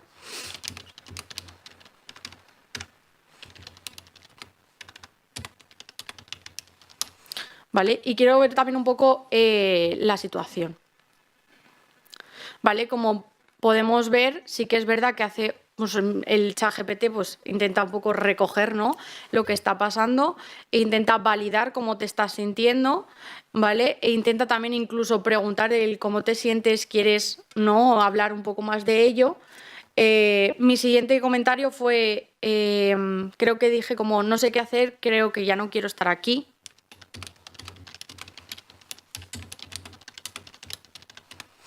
Uy, ahora lo corrijo. Perdón. Sí. Se nota que usamos más los móviles que los ordenadores, ¿eh? Vale. Es que es la velocidad. Es verdad que es una respuesta muy instantánea, ¿no? Lo bajo un pelín para que podáis leerlo todo. Vuelvo a hacer también un poco a recoger esos sentimientos, ¿no? A validar. es verdad que pues da consejos, da un pequeño tip, ¿no? Te animo a que busques a alguien cercano con quien puedas hablar, ya sea un amigo, un familiar, un profesional, ¿no? Bueno, pues se agradece que dé ese tip de que busques a un profesional, por supuesto, ¿no? Y sí que te insta a que pues todo lo que necesites puedes seguir hablando, pero realmente en una situación de emergencia yo me imagino a esa persona, ¿no? Que debe estar, pues si no está en un ataque de ansiedad, en bastante momento de mucha agitación, mucho estrés, incluso pudiendo estar disociándose debido al evento traumático al que está viviendo. Y sí, me da algunas ayudas, pero para mí creo que falta algo más, ¿no? Creo que también eso es como parte de esa línea de futuro en la cual puede seguirse trabajando con la inteligencia artificial un poco para que ver dónde esta inteligencia artificial sí que va a ser un punto para nosotros, para que nos ayude a este tipo de intervenciones y más en la psicología de emergencias, en esas intervenciones en crisis que realizamos. Y bueno, y sí que quiero que mis compañeras me dieran un poco... Uy, esto no, perdón.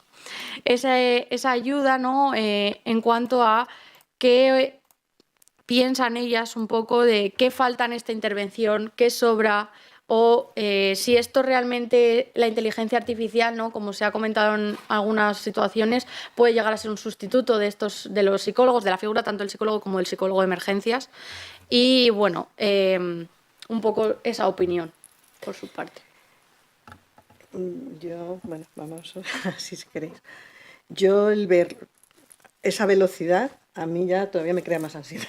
O sea, yo es que, pero vamos, yo soy muy impulsiva, entonces, pero claro, ver lo de la atención centrada en la persona, si es que es así. O sea, yo ver eso ya es que huyo, o sea, digo, quita, esto no es para mí. Bueno, y luego las palabras que ha usado, eso de oscuro, trascendente, digo, pero bueno, no sé, me ha chirriado también un poquito, ¿no? Esto de...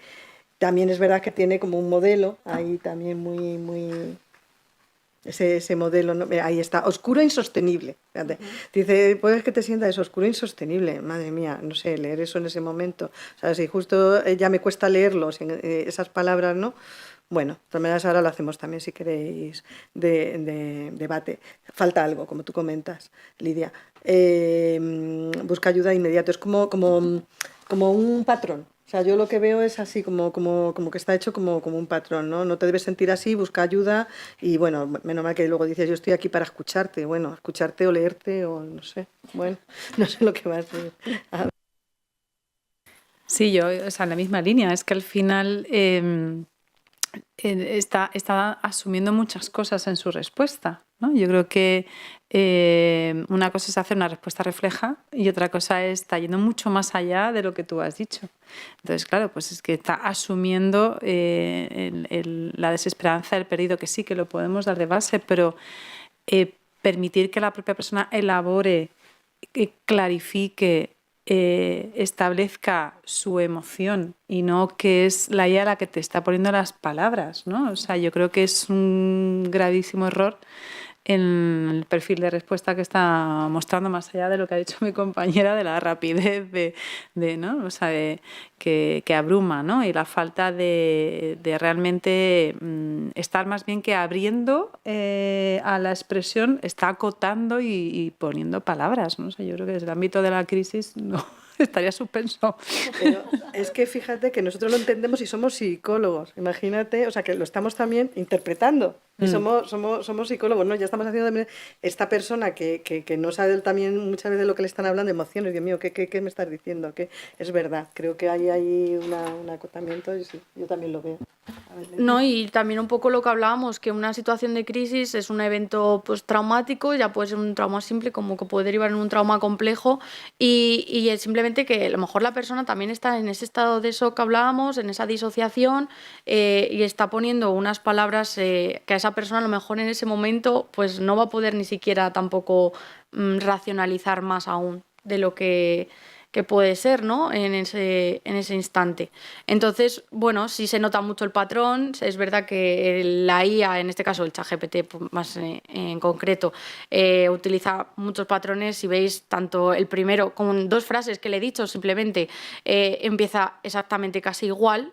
Entonces, pues ahí ya te está diciendo, ¿no? Esa repetición que pues pierde también ese factor humano, porque nosotros sí que podemos utilizar pues coletillas o generar las frases muy similares, pero no siempre repetimos como la misma forma en la frase, ¿no? Cuando hablamos, y creo que también ese factor humano pues ahí sí se pierde un poco, y eso también creo que es muy importante. Y a lo que comentaba también tanto Raquel como Maite, ese vínculo, ¿no?, que establecemos los terapeutas, los psicólogos de cualquier especialidad, pero con nuestros pacientes en ese momento creo que también es algo muy importante y que también ayuda mucho a la situación en la que estemos ejerciendo nuestro trabajo. Bueno, por añadir un poquito, pero va en la misma línea. La sensación de, claro, un psicólogo de emergencias cuando está en una intervención en crisis, lo que hace es escuchar, acompañar. Esperas a que sea la otra persona la que pueda compartir, darte información de lo que ha pasado, de lo que ha ocurrido, de cómo se siente, de lo que necesita, de sus preocupaciones, de sus necesidades. Y aquí está dando ya está dando la realidad, ya está diciendo cuáles son tus preocupaciones, cuáles son esas necesidades. Entonces no da pie para realmente saber qué es lo que realmente está pasando, ¿no? O sea, esa espera de que hablamos, de esos silencios en una intervención, esa espera, recoger esa información, esa espera con esa ventilación, ese acompañar, no está. Es como se está dando ya toda la lección entera. No te da lugar para réplica, no te da lugar para... ¿no? Entonces es como demasiada información y abrumador para la persona que ya está abrumada en sí por lo que le acaba de ocurrir, ¿no? No sé hasta qué punto esto es algo que puede ayudar o esto es algo que puede llegar a perjudicar. O sea, ahí lo dejo. Y te traslado a Lourdes, que he visto que... Yo quería tocar el tema un poco de todo esto, la credibilidad. El problema es que los jóvenes le dan una altísima credibilidad a esto. Yo ya he tenido un par de pacientes que antes, que ya son mis pacientes, pero que han empezado a consultar con chatbot, a tener diálogo sobre como si estuviera con un terapeuta. Entonces le habla, le contesta, le habla, le contesta y tiene este diálogo. Y entonces después con eso me viene a consulta.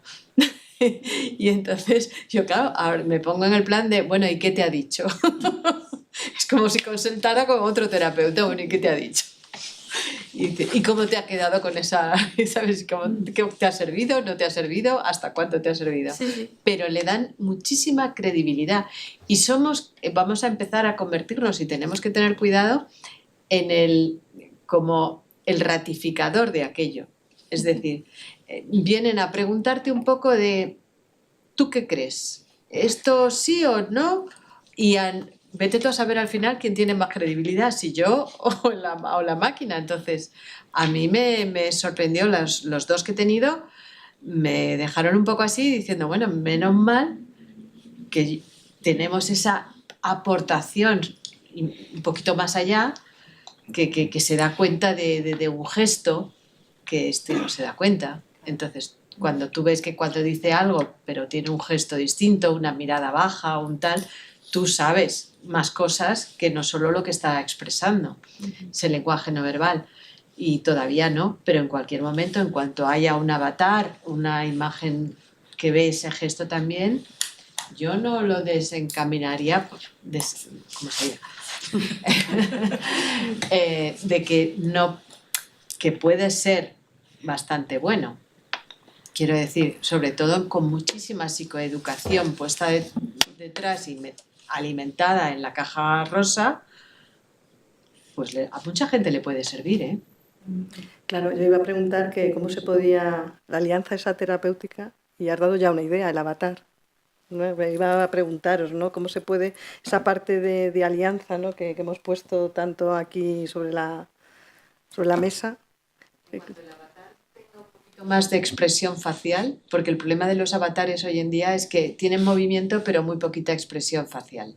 Pero en cuanto el avatar consiga también tener expresión facial emocional en función de lo que te está contando tu paciente, hemos perdido el curro. Espera, Mónica, abro otro debate ético, que otra de las desventajas que tiene la IA es que nos va a quitar puestos de trabajo. De hecho, en organizaciones, un área que también manejo, se les está dando a la inteligencia artificial que vea la eficacia, la eficiencia de los trabajadores y que haga los despidos. Está quitando ya puestos de trabajo y está... Entonces, en este caso, es que me ha venido también el tema. Nos va a quitar también a nivel clínico, vamos, esperemos que también esto tengamos en cuenta todas estas variables, pero se va también, es otra de las desventajas que también, por esta rapidez en la tecnología, claro, que nos va a alcanzar, que decíamos antes, pues es otra de las cosas que se va a producir.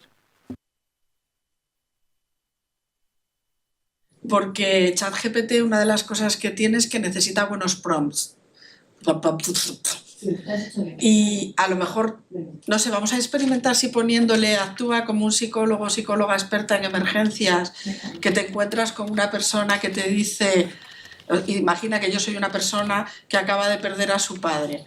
A lo mejor es diferente, ¿no? La respuesta, vamos a intentarlo, ¿qué os parece? Por supuesto. En psicología de emergencias, no en emergencias. Uy, perdón. Bueno, es igual, el psicólogo. Pero lo pongo otra vez, no pasa nada.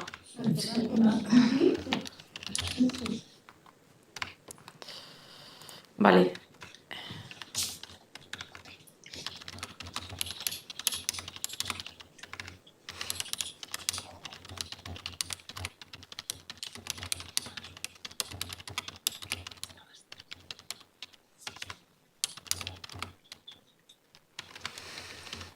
¿Te vale, Mónica? ¿Bien? Muy bien. Sí. Vale. ¿Qué respuesta le daría? Bueno, ya te... Mira, ahora piensa más.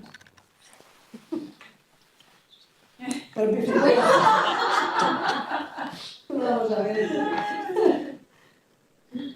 Anda, qué bueno. Perdóname que me empiece antes sin palabras. Pero ya ha metido la normalización, que antes no la había puesto, Entiendo ¿no? que este momento está siendo realmente bueno. Es que una de las cosas, que, como casi todo lo que utilizamos en esta vida, ¿no? El uso y el buen uso. Porque yo no tengo ni idea de inteligencia artificial. Lo único que he leído, visto y oído es curso para prompts en ChatGPT. Dices, ostras, si tengo que saber preguntarle también. Evidentemente, si yo estoy en crisis, no le digo, oye, imagínate que eres un psicólogo experto, pero la respuesta es muy diferente, ¿no? Sí, sí. Es mucho más extensa, por supuesto. O sea, sí. Lo que pasa que es verdad que, claro, ahora la persona, la idea era, o sea, me parece mucho mejor, igual que cuando queremos que nos traduzca algo, tenemos que poner tradúceme como un experto intérprete en este idioma, ¿no? Este texto y se lo entre comillas. Es verdad que ChatGPT pues tiene que ir un poco más ajustado a lo que le pongamos, pero la idea es una persona que tiene acceso a un móvil, que le ha pasado esto, que a lo mejor no puede acceder a un psicólogo en ese momento por X o por B, y entonces necesita algo, ¿no? Cualquier cosa. Entonces, pues esa fue mi idea. Dije yo, voy a ser esa persona que cojo el teléfono y escribo, se acaba de morir mi padre. ¿Qué hago, no? Es cierto que al ser más específico, por supuesto, pues mira, ya te dice, voy a ofrecerte algunas pautas, ¿no? Permite sentir lo que sientes. Empezamos con esa aceptación, ¿no? De un poco de esa aceptación emocional. Busca un espacio para ti. Recuerda que el duelo tiene muchas etapas. Cuida tu cuerpo en medio del dolor. Haz preguntas si las tienes. Haz espacio para la memoria. No, pues sí, es verdad que la respuesta es mucho más pues extensa. Con esto no quiero... Sí. O sea, lo que yo quería traer a colación aquí y que de verdad que no me parece algo fútil, ¿no? Yo soy, quien me conoce de muchos años, sabes que no me gusta nada que la intervención psicológica en crisis se le llame apoyo psicológico, porque me parece que es como, bueno, disminuir un trabajo muy importante. Es decir, la persona que está en crisis no es capaz de procesar la experiencia en primer lugar. Si lo que recibe es por parte de una persona profesional, no experto en la emergencia, o de un chatbot, un montón de inputs, donde el trabajo que debe hacer la persona por sí misma, que es la elaboración y canalización de las emociones que estoy sintiendo, te lo dan, ¿no? Te lo dan, es como si yo cojo, mañana te presentas un examen, yo te doy todo el input y ya lo soltarás tú. No, lo tengo que elaborar, lo tengo que procesar para poder hacer un examen. No me digas ni siquiera diciéndome las respuestas a las preguntas, que lo tengo que procesar, las tengo que comprender, las tengo que elaborar para mañana poder expresarlas o poder decirlas, ¿no? Entonces, viene ese mismo símil, es decir, es muy importante, y haciendo un poco referencia a lo que comentaba mi compañera, son tantos los sesgos que tenemos cognitivos que es tan fácil, y más en una situación de crisis, influir en la persona y en cómo procesar o en poner nombres o en poner palabras a la experiencia, que saber estar callado y saber guiar y netamente canalizar de forma funcional, ¿no? De forma horizontal y casi por detrás. No es nada fácil, porque en la psicología clínica es mucho más directiva, es mucho más, te doy pautas, haz esto, haz otro, pero es que aquí no es haz esto, haz otro, como la ristra de 6 acciones que le manda el chatbot. Vamos a elaborar. Y elaboras tú, porque no puedo elaborar yo por ti. Hacer ese trabajo bien, yo por ahora, en ninguno de los escenarios, creo que lo haya hecho. La última frase. ¿Te gustaría hablar más sobre cómo te sientes? Tú no lo sabes, ya te lo digo yo. De todas maneras, una de las... A ver, justo para emergencias yo creo que es quiero decir, en consulta, cuando la persona va y se acerca al terapeuta buscando ayuda, se parece más a este tipo de cosas. Yo me acerco y pregunto y recibo una respuesta. En cambio, en nuestro caso, a mí me gustaría saber bien cómo hace eso de cuando te vienen y te dicen estoy bien, gracias, no quiero nada. Y entonces tú coges y le dices, no se preocupe, yo estoy aquí. Y de vez en cuando dices, hay que ver, es que esto es... Y le sueltas una. Y luego al ratito le sueltas otra. Y vas haciendo y tirando de esa persona hasta que la persona empieza a hacer enganche, a confiar en ti y entonces brota. Eso no te lo hace un chatbot ni su. Quiero decir, no lo veo viable porque la persona, y hay muchas personas que no detectan tener la necesidad. No somos a veces nosotros los que hacemos ver, en el fondo, que han de procesar lo que les está pasando. Vamos, me pasó hace 2 días. Y es que hay más cosas todavía, es que incluso si llegara a ver un avatar y llegara a ver también una cámara que te ponga a ti, como ya sí hay unos IAs, ¿no? Alguna investigación que sí que analiza nuestras claves de expresión facial, ya, pero todos sabemos que no tiene por qué haber correspondencia entre la expresión facial y la experiencia subjetiva. Entonces, yo soy más partidaria porque no nos van a quitar los puestos, pero vamos a dejarlo ahí. Nosotros matices que yo creo que no. Pero es una ayuda importante. Quiero decir, también por otro lado ayuda a sistematizar la información, que también lo veo muy incluso como apoyo para nosotros. Nos da un guión muy bien sistematizado de todos los puntos a tocar y de todo lo que tú tienes que revisar, todas las áreas a evaluar, valorar, no sé qué. Y sobre eso puedes trabajar. Entonces, ¿qué es una ayuda? Lo veo, vamos, fantástico. Para generar una guía, también, porque haces la guía, ya te da todos los puntos hechos y nos ahorra tiempo. Que nos quite el trabajo en sí de calidad, me extrañaría. Sí, o sea, con esta práctica también yo no quiero ser una hater de las inteligencias artificiales, al contrario, ¿no? Creo que estoy muy de acuerdo con lo que dice Lourdes, que lo podemos utilizar como un apoyo para los esquemas, pues para, si quieres, incluso en la clínica, ¿no? Pues plantearte sesiones, oye, oriéntame un poco y yo a partir de ahí, obviamente, pues ya pongo ese factor de psicólogo que para eso me dedico a ello, ¿no? Pero sí que es verdad que, pues en este caso, en las emergencias, yo creo que falta todavía ese toque, ¿no? Ese toque bastante importante que nosotros sí que tenemos y bueno, que podemos utilizarlo como un apoyo, genial, y que creo que debería ser una línea de estudio en un futuro, por supuesto que sí, pero también creo que, pues como dicen, no creo que vaya a sustituir a las figuras que representamos y lo que hacemos. Yo tengo una curiosidad con esto. Si abajo, con la pregunta que te he dicho como te sientes, le pones muy alegre porque odiaba a mi padre. A ver qué dice. Claro, darle el girito, a ver qué dice.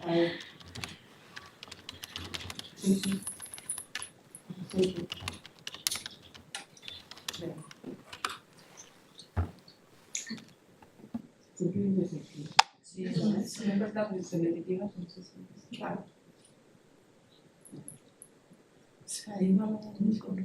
Ya está pagando que siga hablando. Sí, pero esto es general. No le ha aceptado esa emoción tampoco, no le ha dicho nada acerca de la alegría que ha dicho que siente, ¿no? Le está diciendo otras. Esto se lo está invalidando. Se lo está invalidando, exactamente. Por lo Ay, cual, que ya no es un experto en emergencias. no, es que tiene razón Lidia, se está disociando, o sea, está enfermedad y te encuentras con eso, o sea, el resultado muchas veces puede ser peor, claro.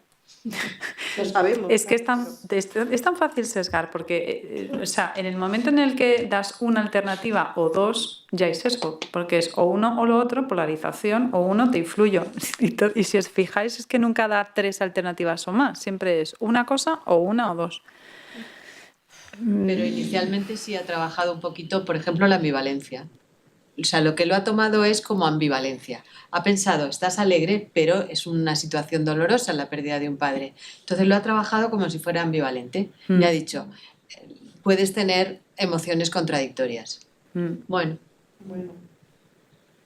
Sí, pero a lo mejor está infinitamente alegre porque ha dejado de maltratar a su madre.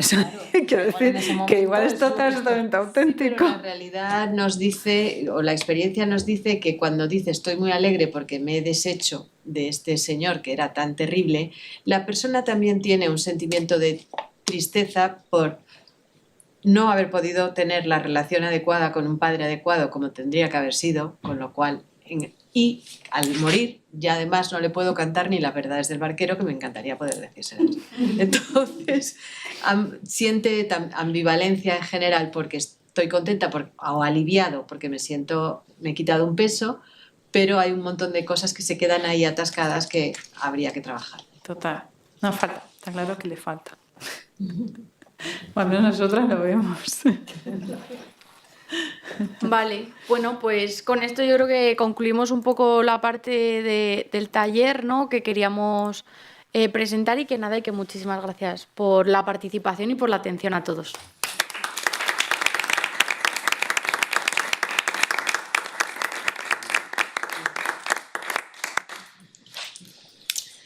Muchísimas gracias, chicas.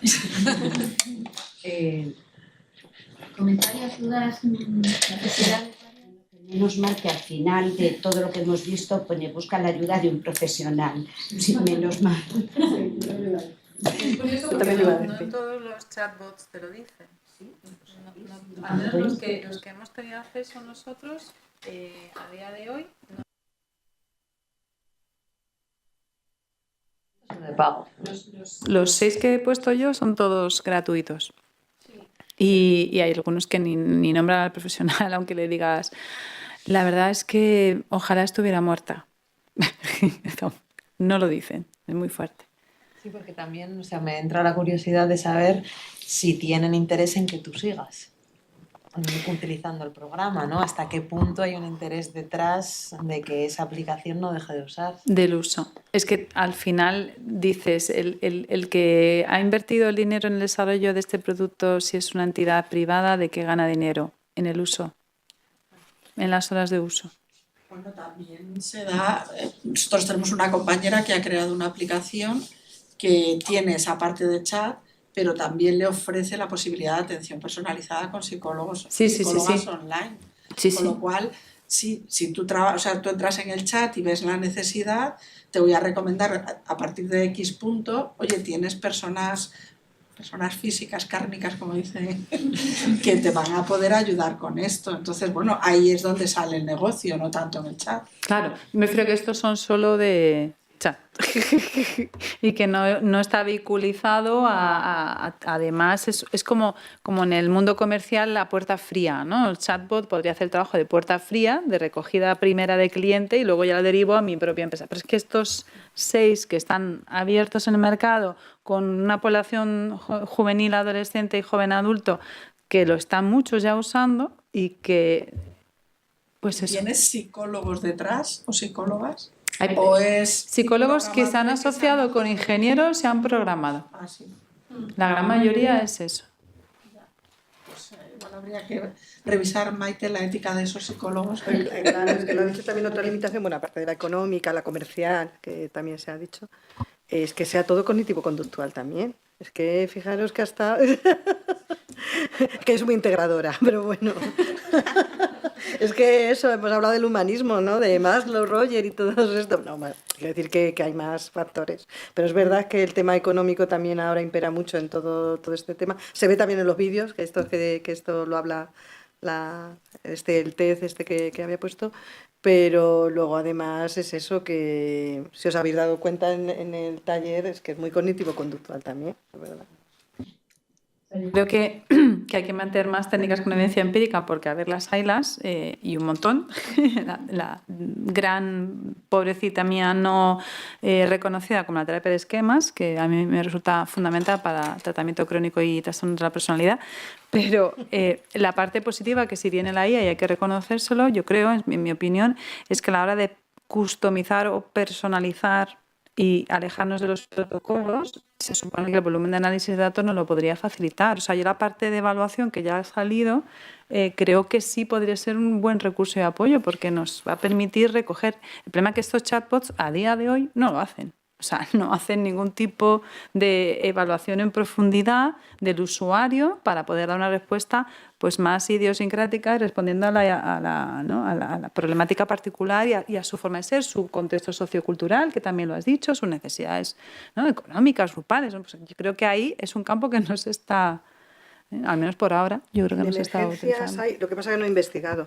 No sé si vosotros lo sabéis. En triajes se está utilizando y es más eso, análisis. Lo que pasa es que no he investigado mucho en ello, pero creo que está también, pues eso, agilizando también todo este tema. Entonces es importante también, claro, tenerlo en cuenta. Pero al final está hablando del mismo análisis de datos, que está muy bien. Sí, el análisis de datos, sí, yo me acuerdo de cuando estudiaba el doctorado que le daba el botón, me daba tiempo de bajar a comer, tomarme el café, subir. Y ese mismo análisis hoy hago así y ya está. O sea, si como herramienta para pues sacar el dato está fenomenal, pero luego tiene que estar la mente que no sea generativa, sino autogeneradora, porque la IA nunca va a crear, que es una discusión que tengo yo con los de ingeniería informática y compañía, los ingenieros, ¿no? Es generativa, hace cosas nuevas. Y digo, nuevas no. Es decir, lo que sale del jugar con los elementos que ya están, pero no son capaces de meter un elemento nuevo, ¿vale? Entonces, eso es nuestro. Entonces, la capacidad de, con ese dato que tú me das, yo ya veo qué cosa nuevo debo generar para poder sostener, dar una respuesta a lo que sea, pues yo creo que por ahora eso no está. Por ahora, pero como dice Lourdes, a saber a dónde esto puede llegar, pero no está. Yo tengo una pregunta así más general sobre cuando habéis dicho la investigación en momentos de crisis, que es algo muy reciente.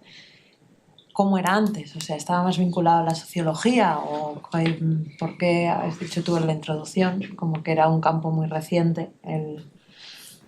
Bueno, la psicología de emergencias es un campo reciente. O sea, esto comenzó, como sabemos, con Biescas.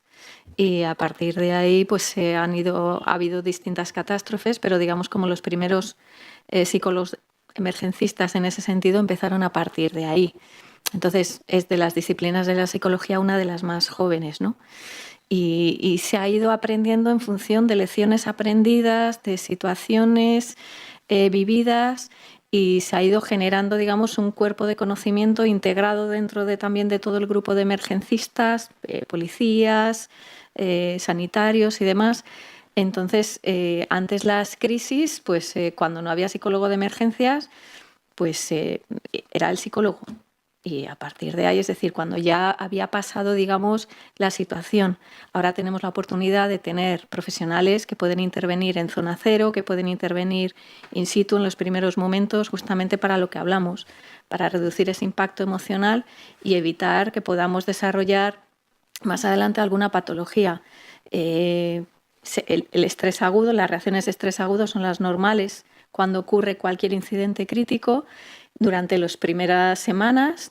Luego, más adelante, si esa reacción de estrés agudo sigues teniendo la misma sintomatología, pues al final tienes un trastorno de estrés agudo, y si eso ya pasa más de 3 meses, de 3 a 6 meses para adelante, ya se convierte en un trastorno de estrés postraumático. Estamos hablando de actuar en los primeros momentos en esas primeras reacciones de estrés agudo para que son normales en situaciones de un incidente crítico, una situación incierta, que no esperas, donde estás en una situación de riesgo, de gran vulnerabilidad, de gran impacto emocional, y entonces que la persona, el profesional, pueda acompañar. Se acompaña desde la psicología de emergencias con los primeros auxilios psicológicos y con una intervención psicológica avanzada.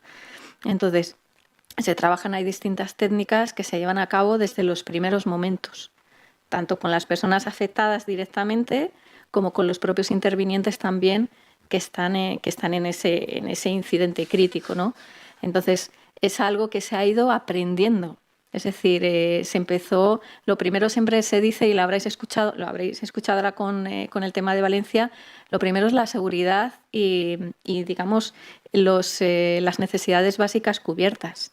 Las personas que fueron a Biescas, los primeros psicólogos que fueron para allá, iba también con la idea de buscar un lugar seguro, es decir, sacar a esas personas de esa situación, buscar un lugar seguro cercano a la zona, pero un lugar tranquilo donde no estén expuestos a esa situación, donde no hayan personas que puedan estar un poco mirando y hacerles sentir mal, que los medios de comunicación tampoco estén expuestos a ellos. Es decir, se hace una intervención a muchos niveles. Y eso se ha ido aprendiendo en función incluso de cada catástrofe. Hay lecciones aprendidas de cada uno, del 11M, de Spanner, de Germanwings, ¿no? Y se han ido aprendiendo pues, cómo podemos intervenir de una mejor manera coordinada, organizada entre nosotros, y la importancia del psicólogo de emergencias en ese tipo de situaciones, donde no solamente, como te digo, son las víctimas del suceso, del incidente, sino también los propios profesionales, para evitar que caigan en fatiga por compasión, que normalmente también se quedan muy fatigados emocionalmente y pueden también desarrollar estrés postraumático por todas las vivencias que viven. Incluso lo que se llama también el trauma secundario, que es simplemente por haberlo visto, por haber estado, que no te haya pasado a ti, pero que tú lo hayas visto en cierta distancia, tú también te estás exponiendo a desarrollar cierta sintomatología normal ante eso que acabas de ver, ¿no? O sea, es muy importante el saber que estas situaciones son las situaciones en las peores situaciones en la vida que se puede encontrar una persona, donde está más vulnerable, donde es importante la seguridad, las necesidades básicas, donde es importante la red de apoyo, poner en contacto con su red de apoyo, donde es importante saber qué preocupaciones tiene y ayudarle a resolver aquello que le está pasando. Imagínate una situación, es que tengo a mi hija en la guardería y acabo de tener un accidente de coche. Entonces, es decir, saber cuáles son las preocupaciones de ahora, las preocupaciones más directas, y eso lo hace el psicólogo de emergencias. Por eso es una intervención psicológica que no tiene nada que ver con la psicoterapia, donde tú lo que haces es ayudar a la persona para que se ponga en contacto con sus estrategias de afrontamiento lo antes posible, para que pueda volver a su vida normal lo antes posible, y siempre relacionándola con su red de apoyo, porque tú vas a estar ahí un tiempo, pero luego te vas. Entonces es importante que incluso cuando estás interviniendo, que no estés sola, que esté con alguien de confianza, porque tú va a llegar un momento que tú te marcharás, ¿no? Entonces son intervenciones que están muy distintas técnicas que se pueden utilizar, pero como te digo, no tiene nada que ver con la psicoterapia, ¿no?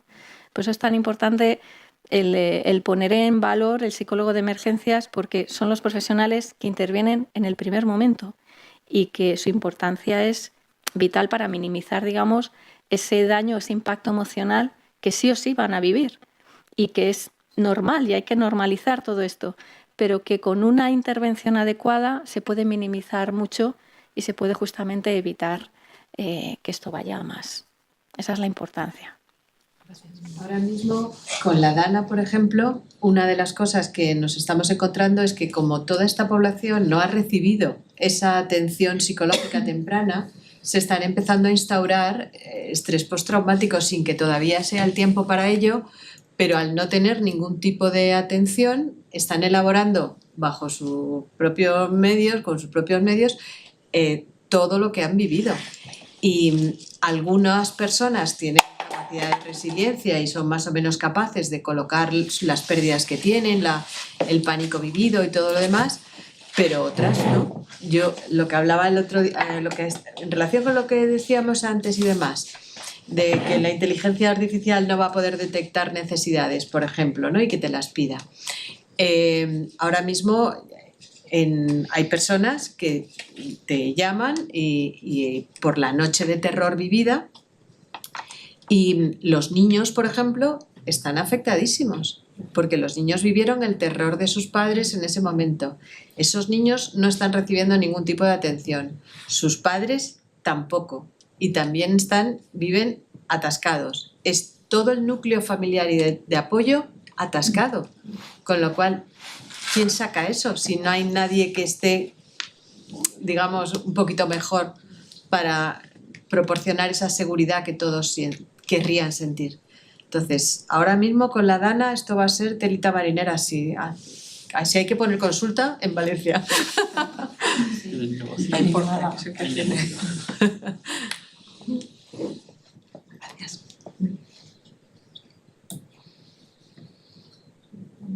Pues nada, pues muchas gracias, ¿no? A todos por este buen ratito que hemos pasado y espero que os haya resultado interesante el trabajo que hemos hecho. Muchas gracias.